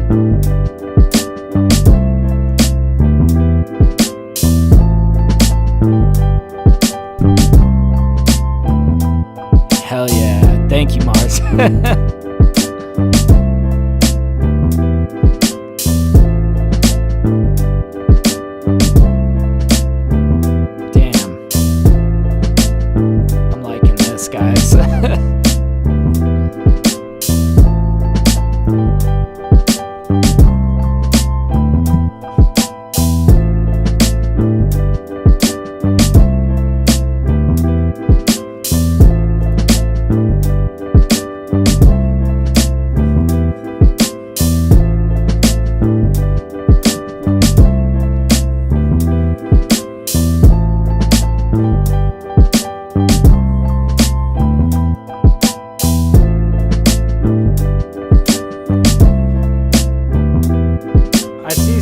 Slices get a little bit off, but you know, feels very human.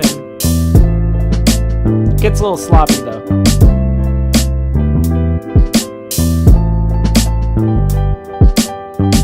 Yeah, I think I might tighten these up just a hair. These are our sample slices, by the way. I'm just gonna slide these in. I don't want them like completely touching the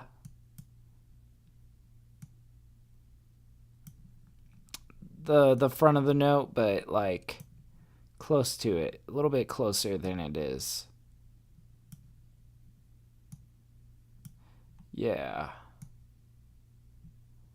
just like that. I'll bring that guy back a little bit. Okay, nice.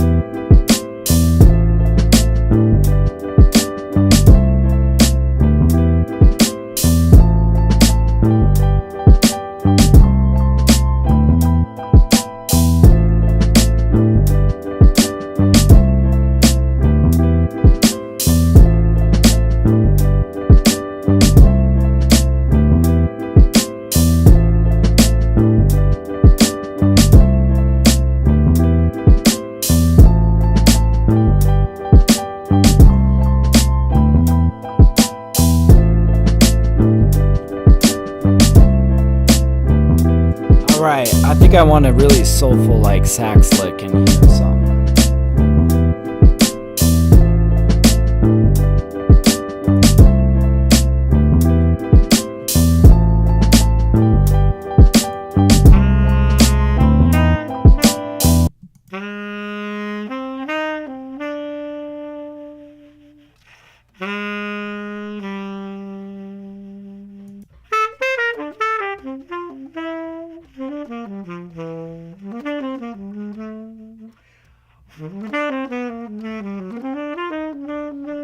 This is quite a bit. It could be a vibe though. I feel like sometimes you gotta try stuff like this on there. Just to see how it would sound. I don't know. If it would sound riffy in a very cool way or in a pretty dog shit way. Let's find out together.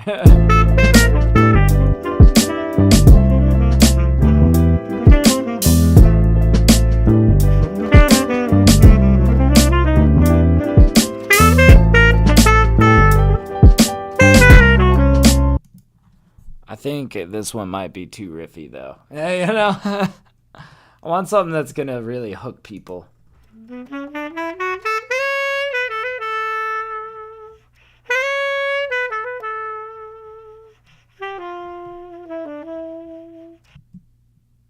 Ooh, there's some stuff in here that we could probably chop apart.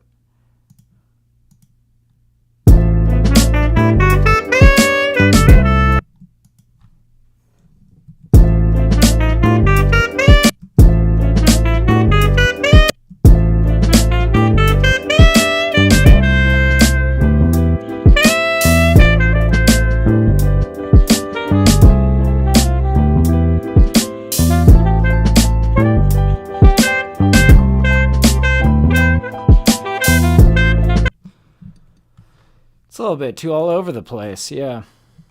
Maybe if we had like some trumpet stuff.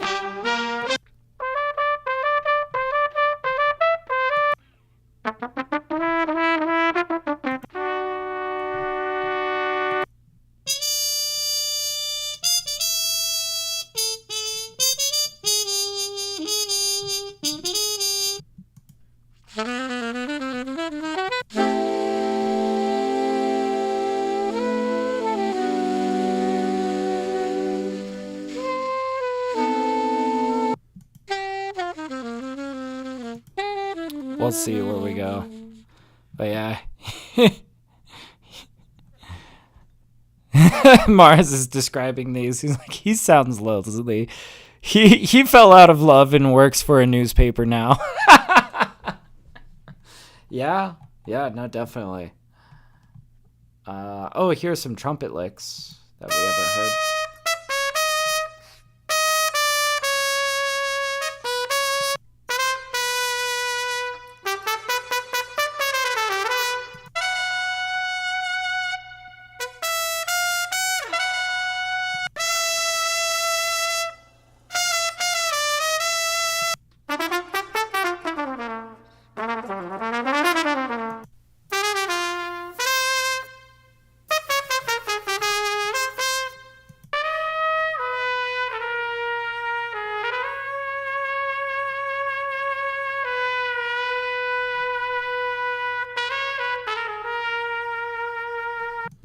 Could be really beautiful.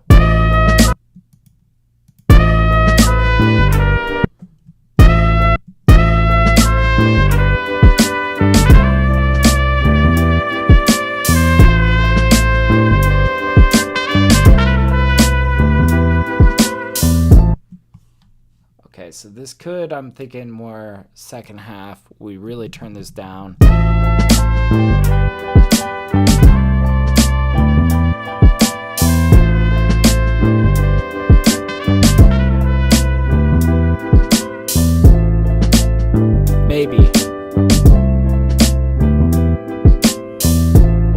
Maybe that comes on the outside here.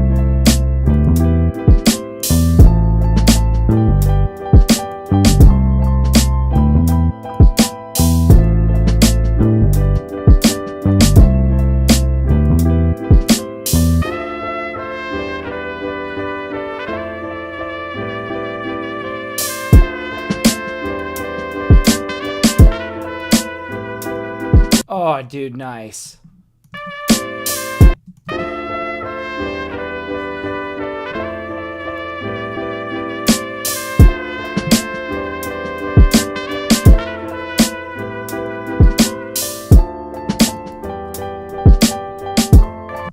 Let's get another one of these in here. We'll offer a little bit more counterpoint on the B side, though.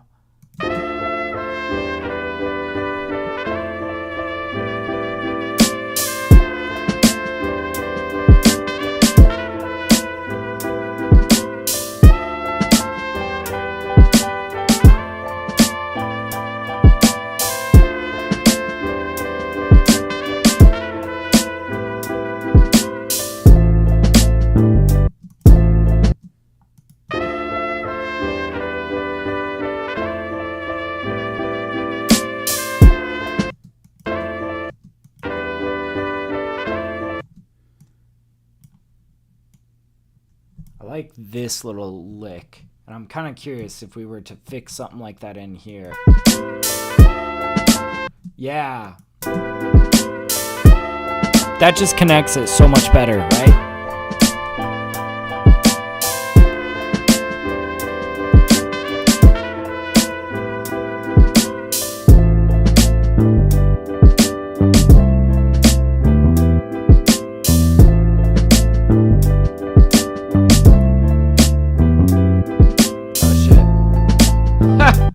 Something I was like, why is this out of pitch? And then I realized the corner of my palm was holding down the pitch wheel. Kind of a downside, I suppose, of having this pitch wheel be a touch sensitive pad is really two things. Sometimes I accidentally put my palm on it, and I'm like, what the hell? Another thing that I do notice though is it's kind of difficult to like find the center sometimes when you're just jamming. There's nothing on here that I can by feel know that I'm in center, right? Like I have to visually look at it, place my finger in center, and even then my fat finger usually leans it one way or the other. So it's kind of hard to like start from center, slide up, start from center, slide down. You do have to kind of like just be a little bit careful about how you use it. But ultimately though, I do kind of find these like sliding pads kind of interesting. I don't know, it's cool stuff.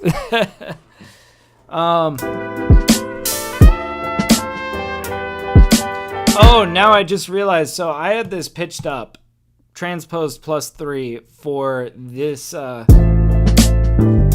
bass line. Now I recorded it pitched up. What if I bring my transposition down? Am I gonna be screwed up now?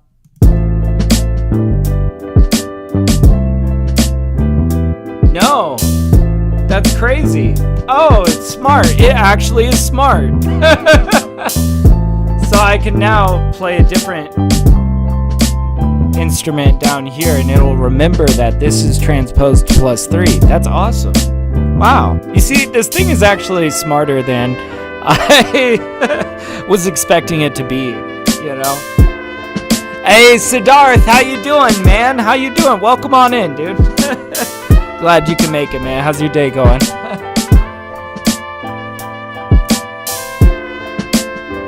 All right, we got to get in with some detailing now, I think.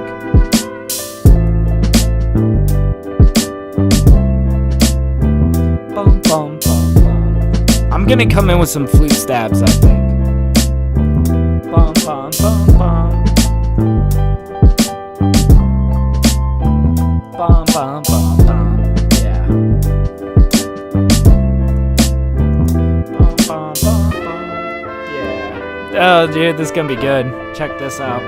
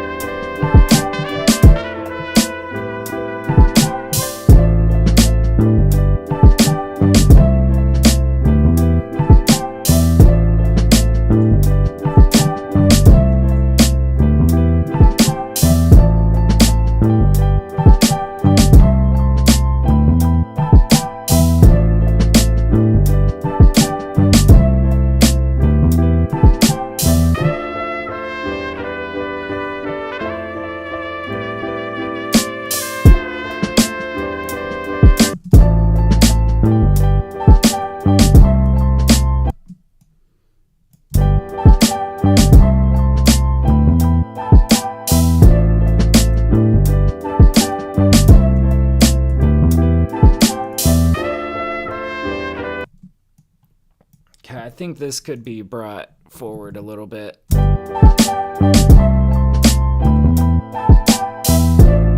There we go. But yeah, Siddharth says, still on the grind, bro.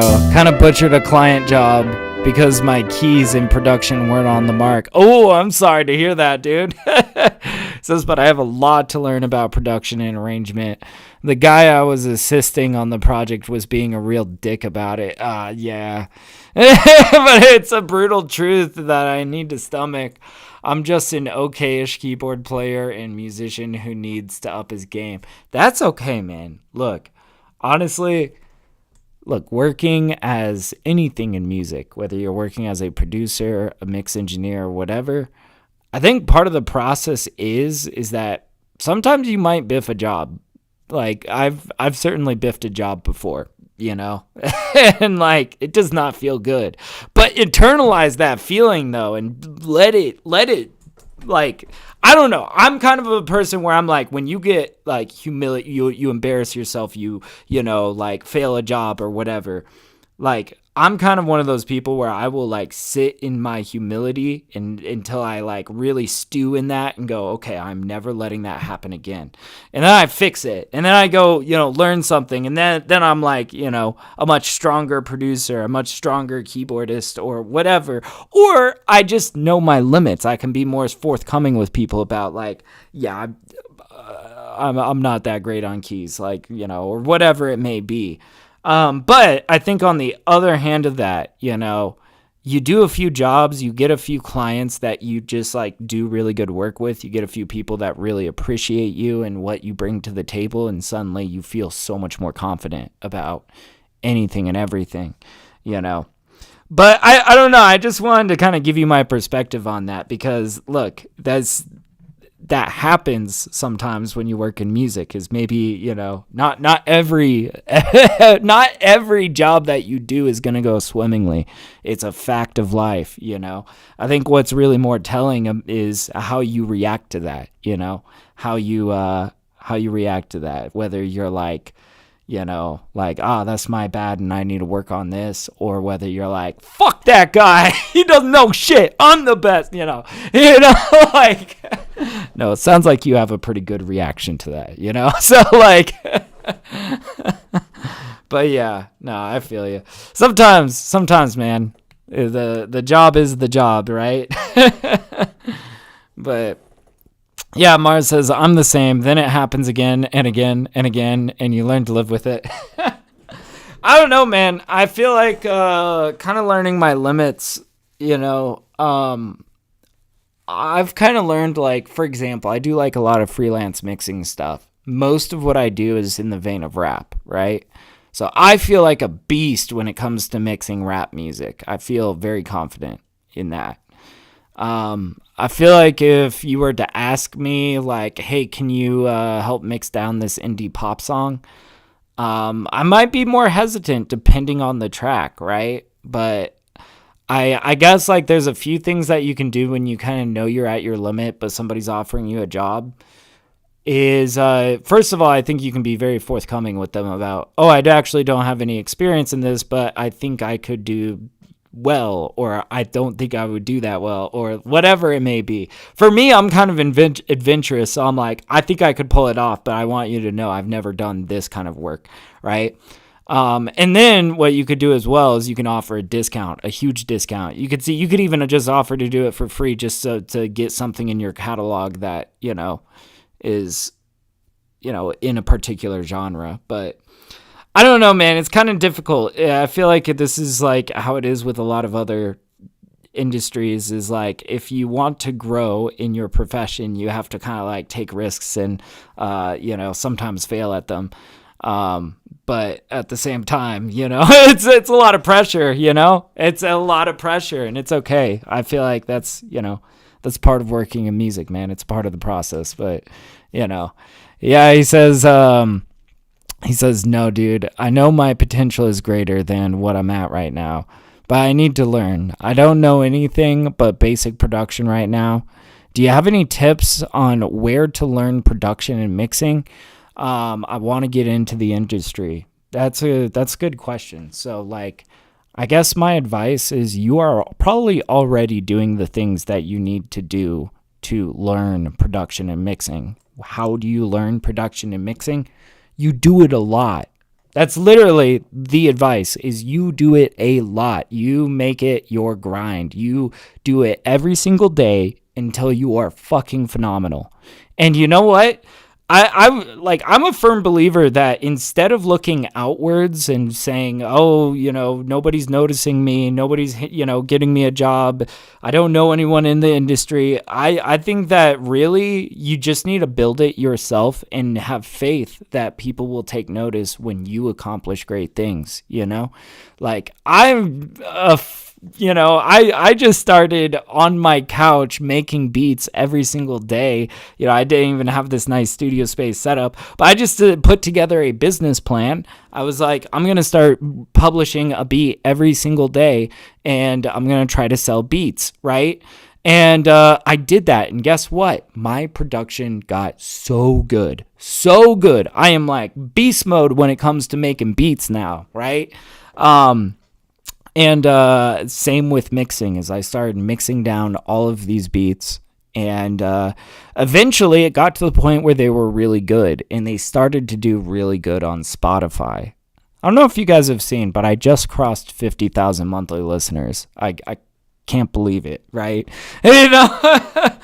But like, the point is that I just did it. I did it, and I did it a lot until I was really good at it. And then I started to accrue an audience because the music was good. I was getting it in front of the right people, and my audience started to grow. And with that has come a lot of opportunities and a lot of people that are taking notice of what I'm doing.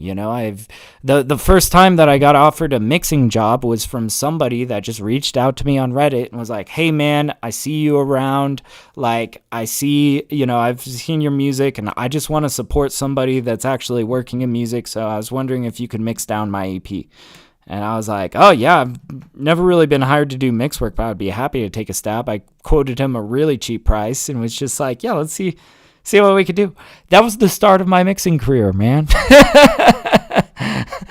Now it's just a given that I offer mixing services to all of my artists. I've got I've built that client list over time, but the point is that I would say stay focused on your own goals and what you've got immediately in front of you in terms of what you're trying to accomplish. And do not bother yourself with the outside, the industry, who you know. Ideally, you should get to know all of these people through the work that you are doing for yourself.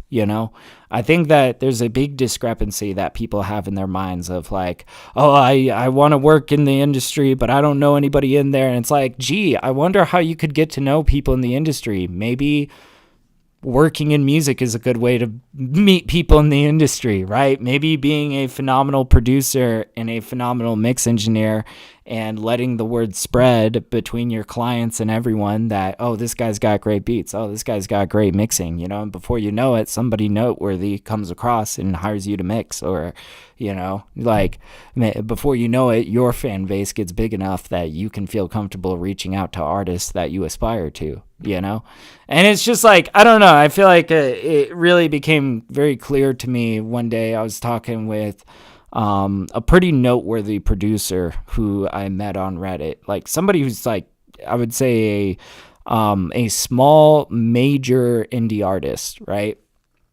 And yeah, he was just, I was asking him how he gets like major placements and stuff. And he basically said like, there's no application process to getting a major placement. There's no door that you can knock on to get a major placement. Quite honestly, he really instilled in me like, look, all of the people with the opportunities, they will come to you if you are the right person for the job. Your goal is to make yourself the right person for the job. And the way you can do that is by achieving as much as possible on your goals and on your terms, right? People will take notice when you really, accomplish things. So I don't know. I hope that inspires some of you. Because I feel like that's honestly the easiest way to do it. The easiest way to break into the industry is to just make successful music, easier said than done, but yeah, anyways, I saw Mars was saying, yeah, I'm an engineer. I like to figure out how everything works. yeah, that's how I am too, man. I like having the know-how as of to how to make incredible music in-house in my little bedroom studio. I love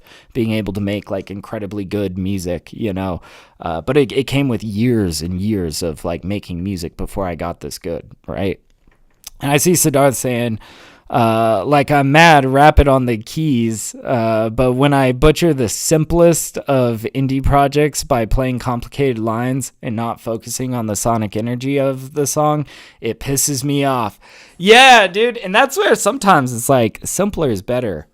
Honestly, in a lot of cases, simpler is better. I think it's better to play something really decent within your skill set than to try to reach and kind of, Now, there's a time and place to reach and push yourself, and I feel like that's in your own time when you're like, making music on your own, just trying to push yourself. But, anyways, I'm yapping at you guys now. But it's an interesting discussion you guys bring up, so... Yeah, and thank you, Siddharth. I really appreciate that. I can't believe I crossed 50,000 monthly. So that's just like, it feels unreal, man. It feels so unreal. All right, let's get into this beat, man.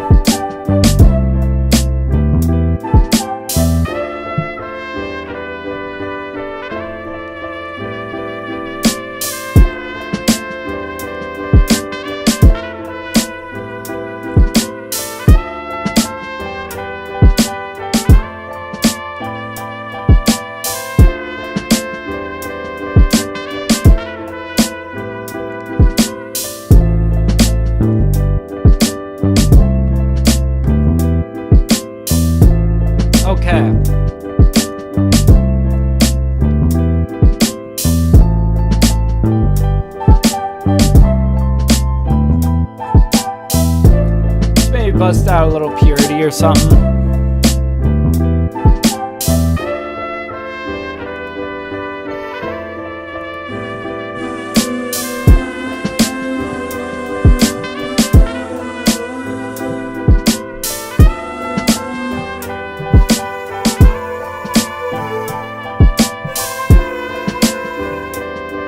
Maybe we could go for something kind of fun like this, but we'll like put it really low in the background.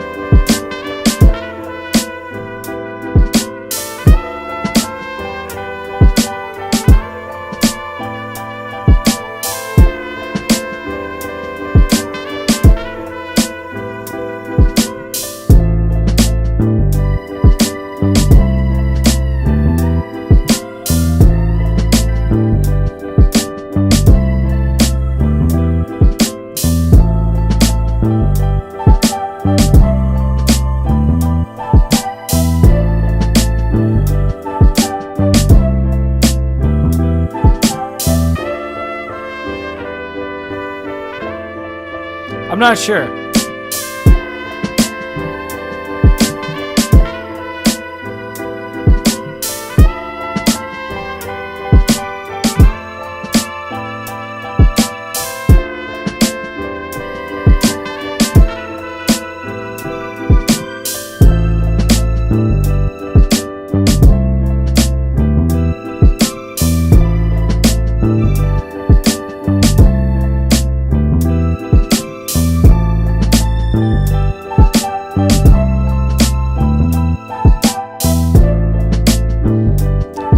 Try some other stuff.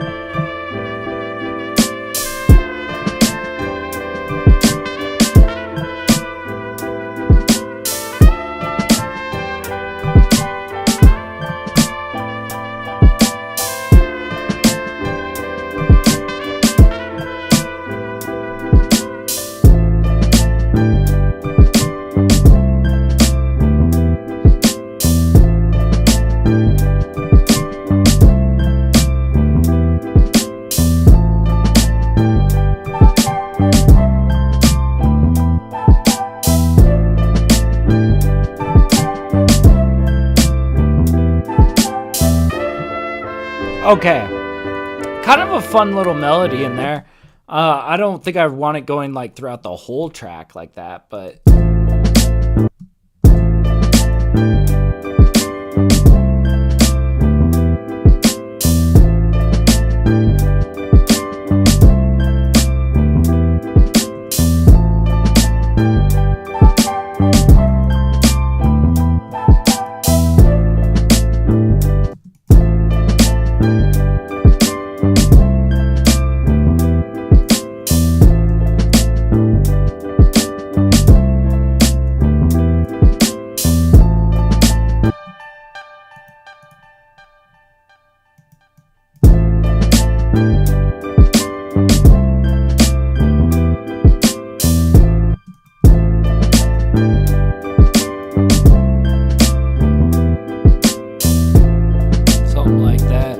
Hey, Signature! How's it going, dude? He says, well done. A lot of graph. Hey, thank you so much, man. I appreciate you, dude. How's your day going? It's good to see you, man.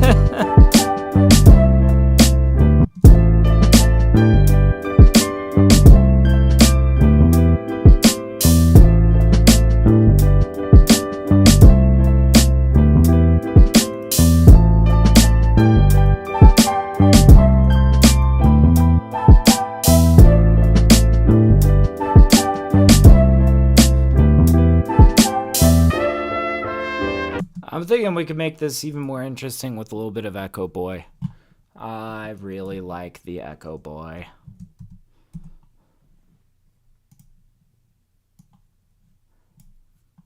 Do this over here. I want to get like some tape reflect kind of stuff.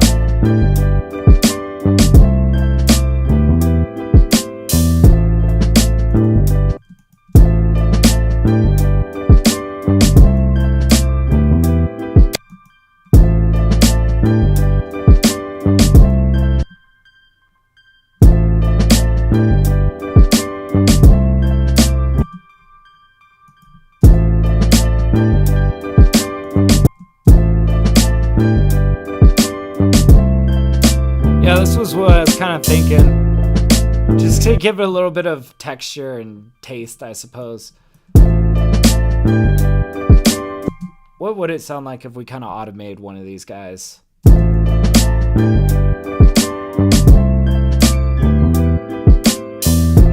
Something like this.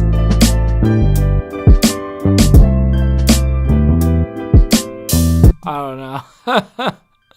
But yeah, Signature says, cool, thanks, mate. Just finishing my album. Oh, man, congratulations, dude. That's awesome. That's always a big deal when you finish an album, man. I don't know. I feel like it's a much bigger deal than, like...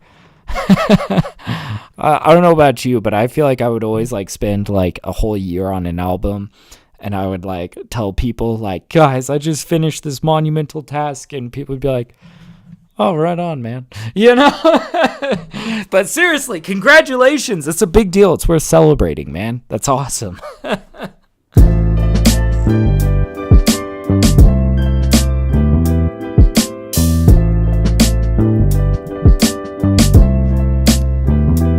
man.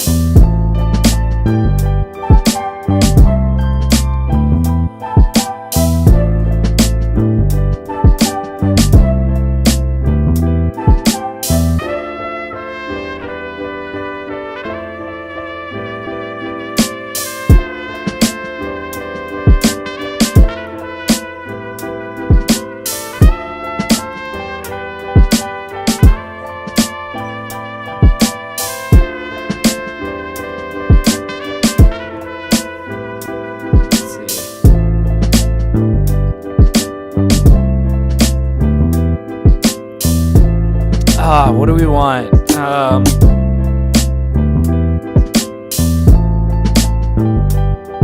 Maybe a little guitar.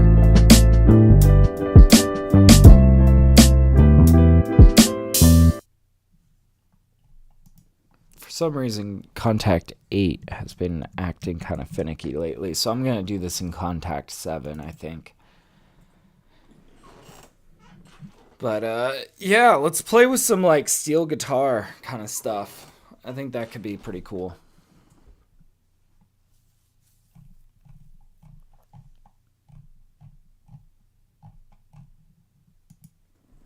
Let's just search shreddage. Here we go. I think I like the modern jazz one. Okay.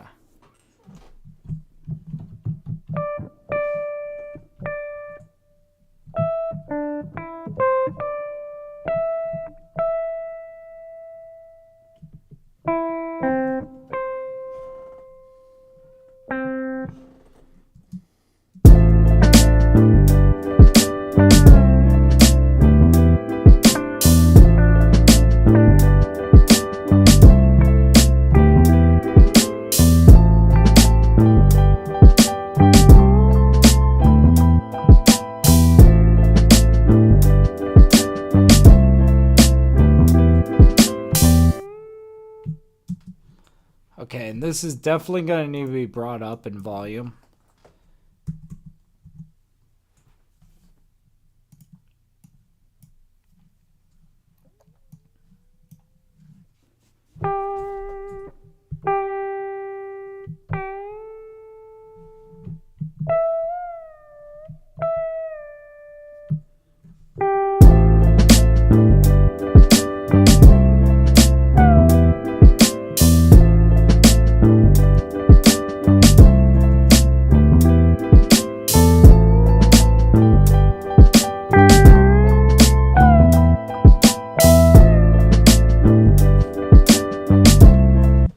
Something like this.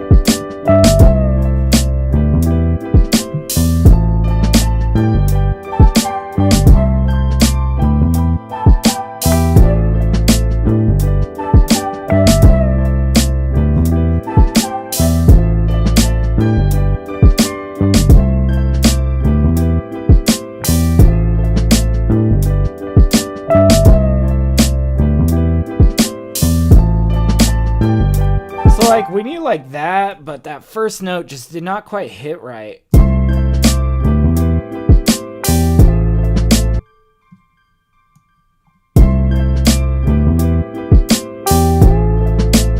See? That feels much better. And maybe if we get like a little bit of that, there's a certain type of reverb in Guitar Rig 6 M effects that I like for this guitar. It's kind of a chorusy reverb. Let's play around with it. Do not show me this message again. I am so tired of seeing it, dude. Here we go.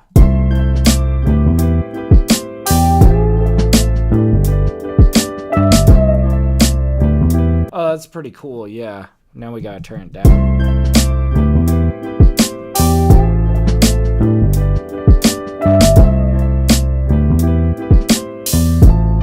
In fact, I think we can compress this and it'll kind of help flatten out the dynamics a little bit.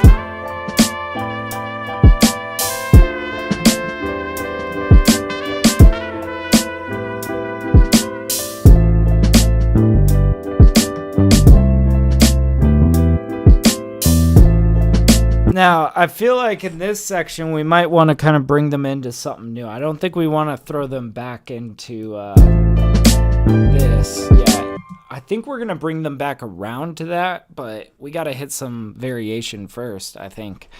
So let's start brainstorming what we might get here. You know, maybe it's like a vibraphone solo or something interesting like that. And I'm kind of thinking of more of a clean vibraphone that, like, there's one in X-Band that I sometimes use.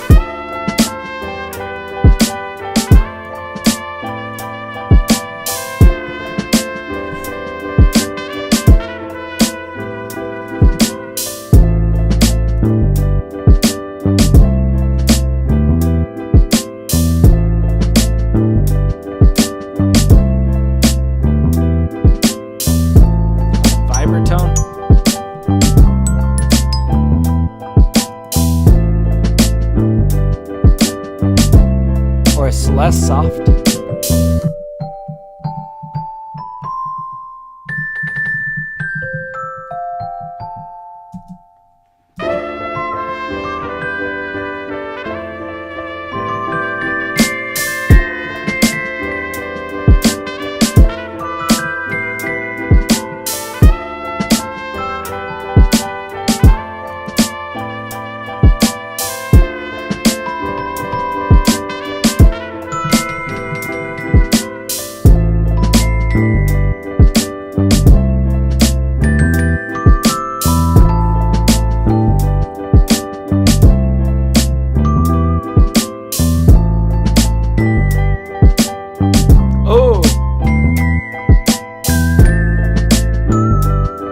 Boy, that's weird.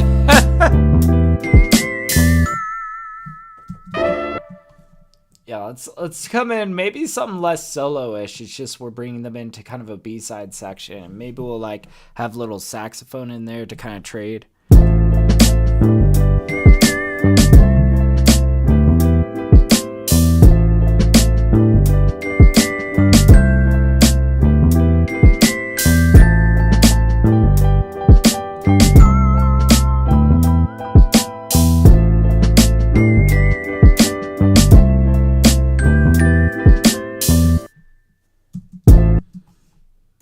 Let's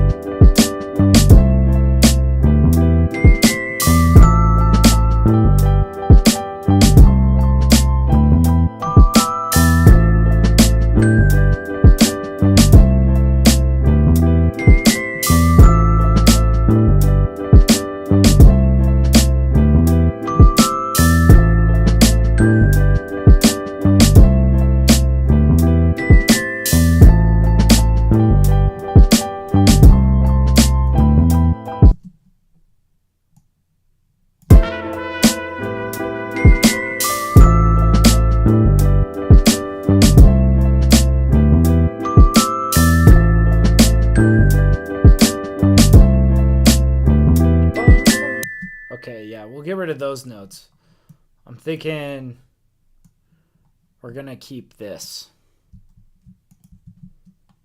Hell yeah. What's up, Made in Wyoming? Hey, cheers, man. Thank you.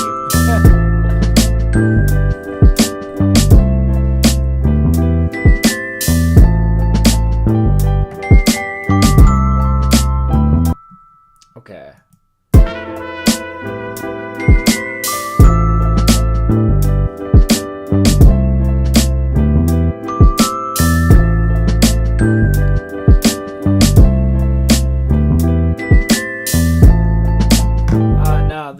That's what I want to do away with.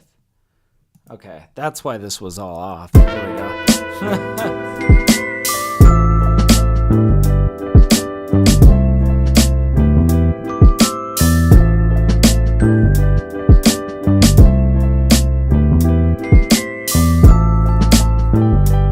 Now let's get a lot more counterpoint going on this.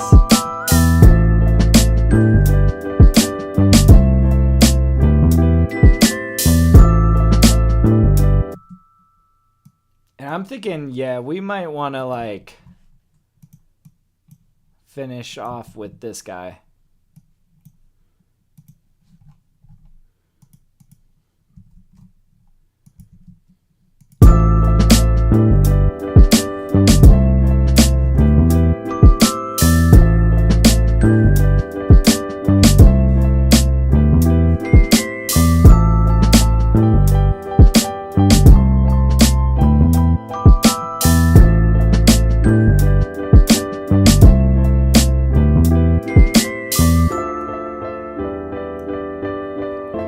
We'll come into a bridge section here, probably riser sweep them up.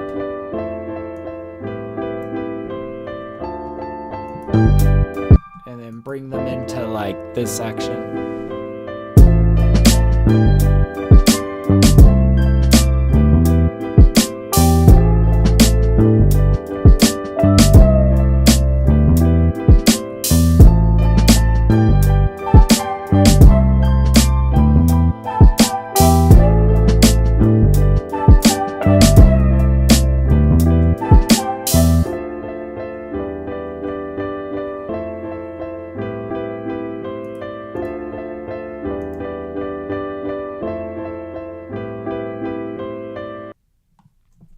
And that will be pretty much the beat, but we still got a ways to go here.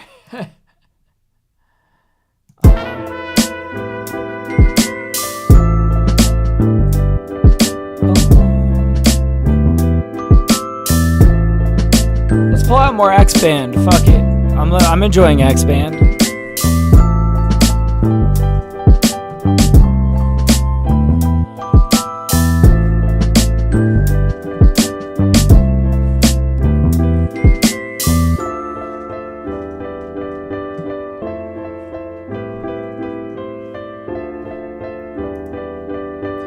Let's actually keep this section repeating while we just mess around with stuff.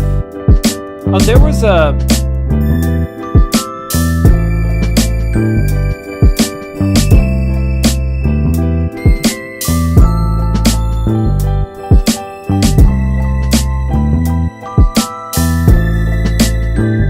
So this, I think we're going to want to put very lightly in the background.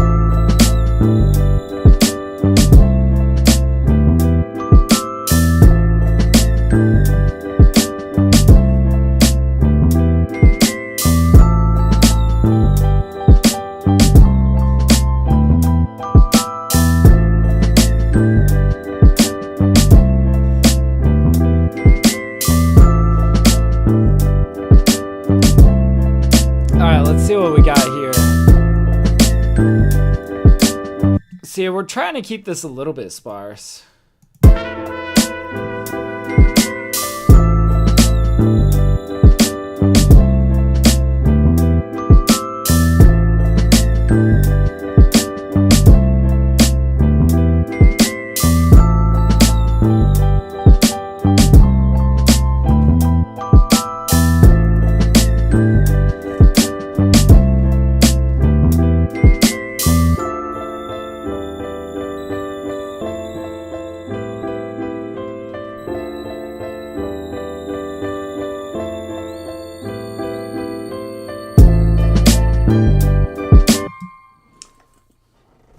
Yeah, we need like something for this middle section. I'm kind of thinking maybe we go for like something like a little trumpet lick, saxophone lick, something like that. To kind of be a landing point, center of attention in this bridge section.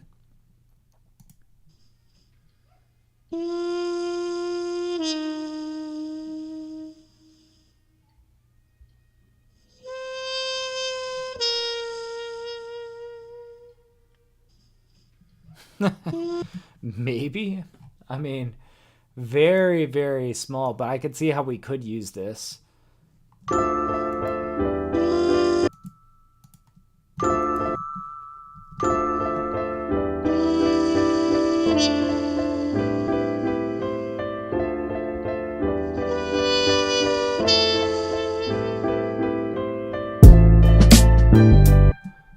Okay.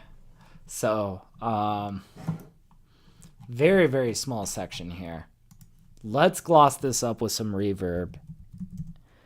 And I'm kind of thinking that would be a cool break in the track for maybe like some applause and shit. I don't know. You know, I always got to put my own applause in my own beats, you know.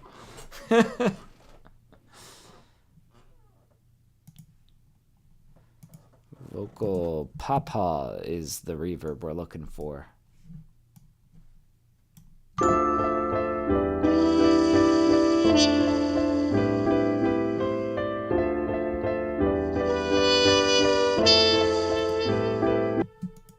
Let's try a different warping. Let's try Pro.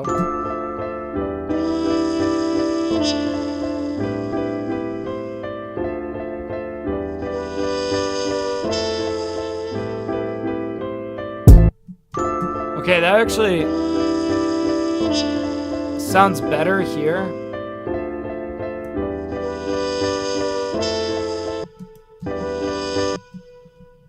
There's like a little stutter here that I want to get rid of.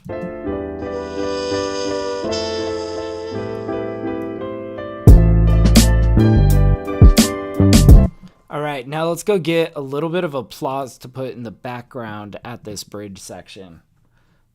So I'm thinking, let's see.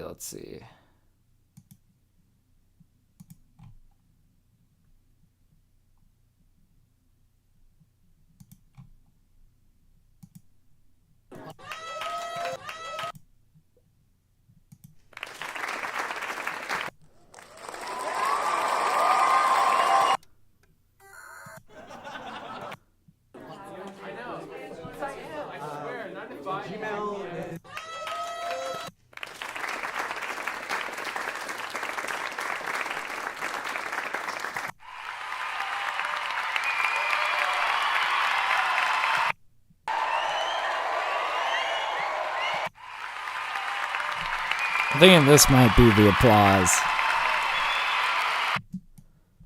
Okay, so here's what I'm thinking. Let's do this. Let's unwarp it.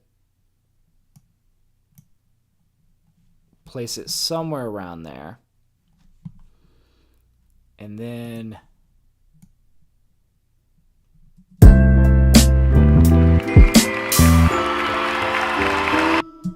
so very, very loud. We're going to put this very much in the background.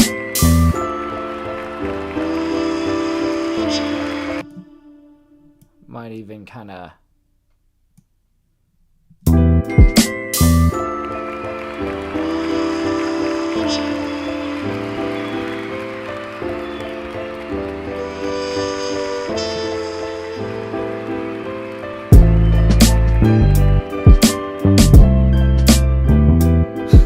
just kind of bring them into a little bit of applause there. Let's hear this in context.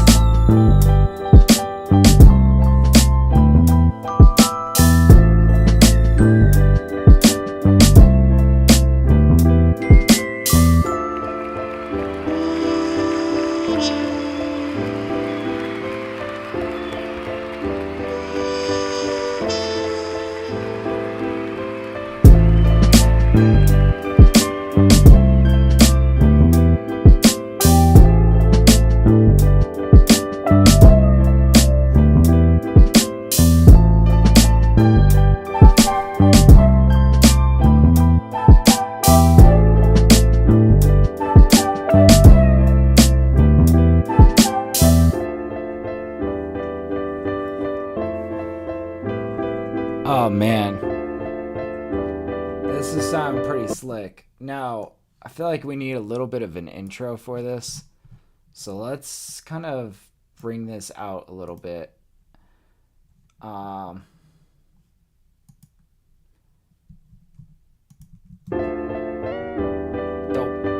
Sliding that around on accident.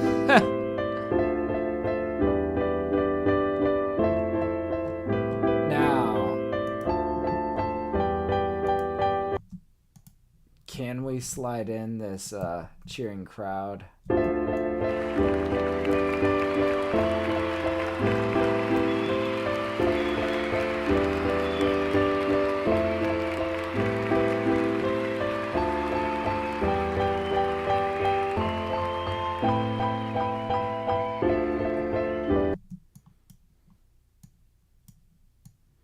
We might need for this to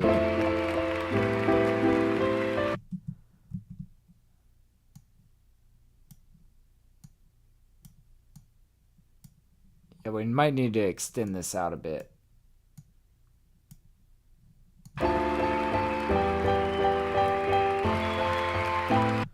So then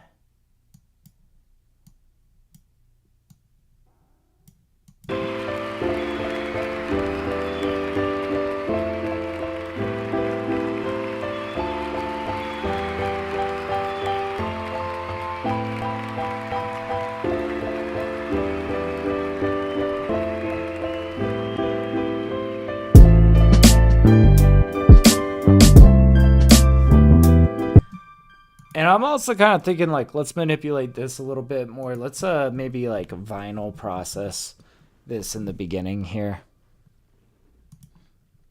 And if this sounds cool, we might even do this at the end as well.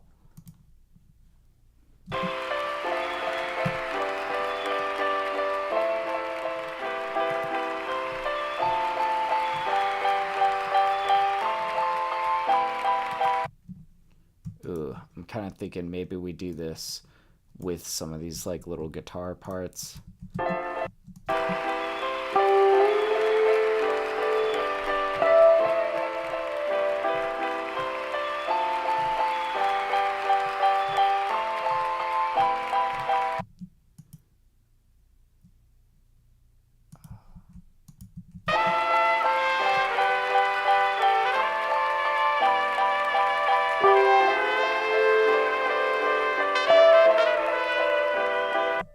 Oh, dude, yeah.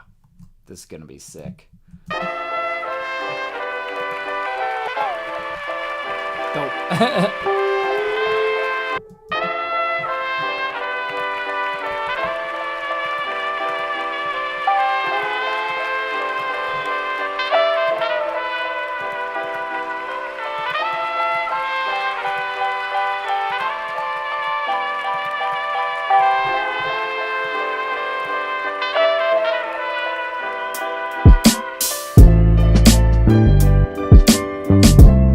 There we go.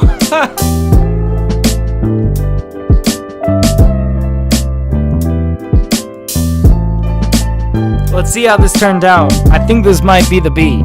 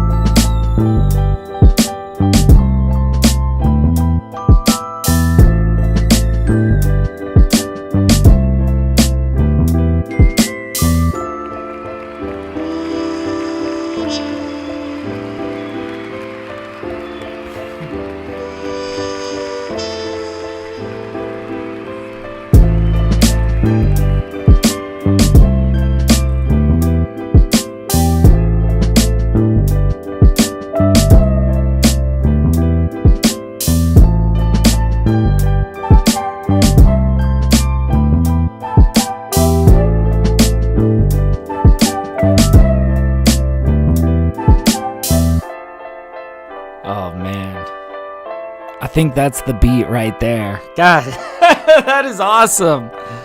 Oh, man, that is slick. Dude, nice. Let's go. Well, there we have it, guys. Another beat down. Oh, man. So, yo, let's first of all save this. Jesus, I have not saved this yet. I think we're on song 986. Boom. And yeah, I think we had a really productive session today. So again, the point of today's stream was to really test out this TempoKey K25. And boy, I think we did it. I think we, the consensus is it works. It works. But yeah, just to kind of wrap things up a little bit, just final impressions of this device is, I'm quite shocked at how well it works with Ableton Live, how, just integrated it feels. I think it's really what sells me on it is the fact that these pads up top are automatically lined up in Simpler, in Ableton's sampler plugin, automatically lines up these slices with these pads. That is like way smarter than I was expecting from this device, Now, I still had some critiques about the sensitivity of some of these pads. It was a little hard to get quiet notes out of this.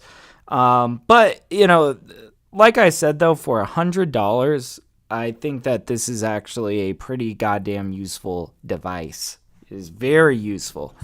Very useful device. So yeah, I guess, quite honestly, yeah, I would recommend this, especially if you're somebody just starting out and you're, maybe you've been making beats purely on your laptop, with your, and you need maybe like a little device to get a little hands-on with your beats. I would absolutely recommend this to a beginner, I would also recommend this to a more experienced producer. If you are somebody that maybe owns a lot of equipment, but you're looking for a travel MIDI, this thing is quite small, compact. I could definitely just throw this in a backpack and be on my way. In fact, that's kind of what I plan to use this for. I would love to travel around a little bit, bringing this TempoKey K25 with me. And yeah, I think that this would be a pretty slick device on the go. So yeah, I love how the drum pads line up in the drum rack. I love how the drum pads line up in Simpler. Great stuff.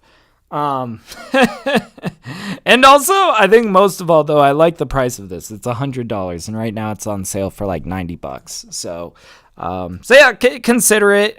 Just full disclosure, they sent this to me, and asked for an honest review. I was more than happy to oblige. I've actually never had a company send me a MIDI device or anything, so I don't know. I was kind of excited when they reached out, and I'm glad they sent it because I think this is something that I'm going to get a lot of use out of. So yeah, anyways, if you guys are looking to pick one up, I've got links in the description. You can go check it out. I believe they even ship to Europe. So if you are a European producer, yes, this even ships to you. So yeah, damn. I think we did it, guys. I would say that this is was a successful studio session with the TempoKey K25. Man, we made some bangers today. So anyways, thank you again to Synido for sending this out to me. I really appreciate you guys. This was a lot of fun, and I appreciate your nifty little device. It's a pretty nice little, like, I like how compact this thing is. I like that it's like all of my bread and butter just like right here.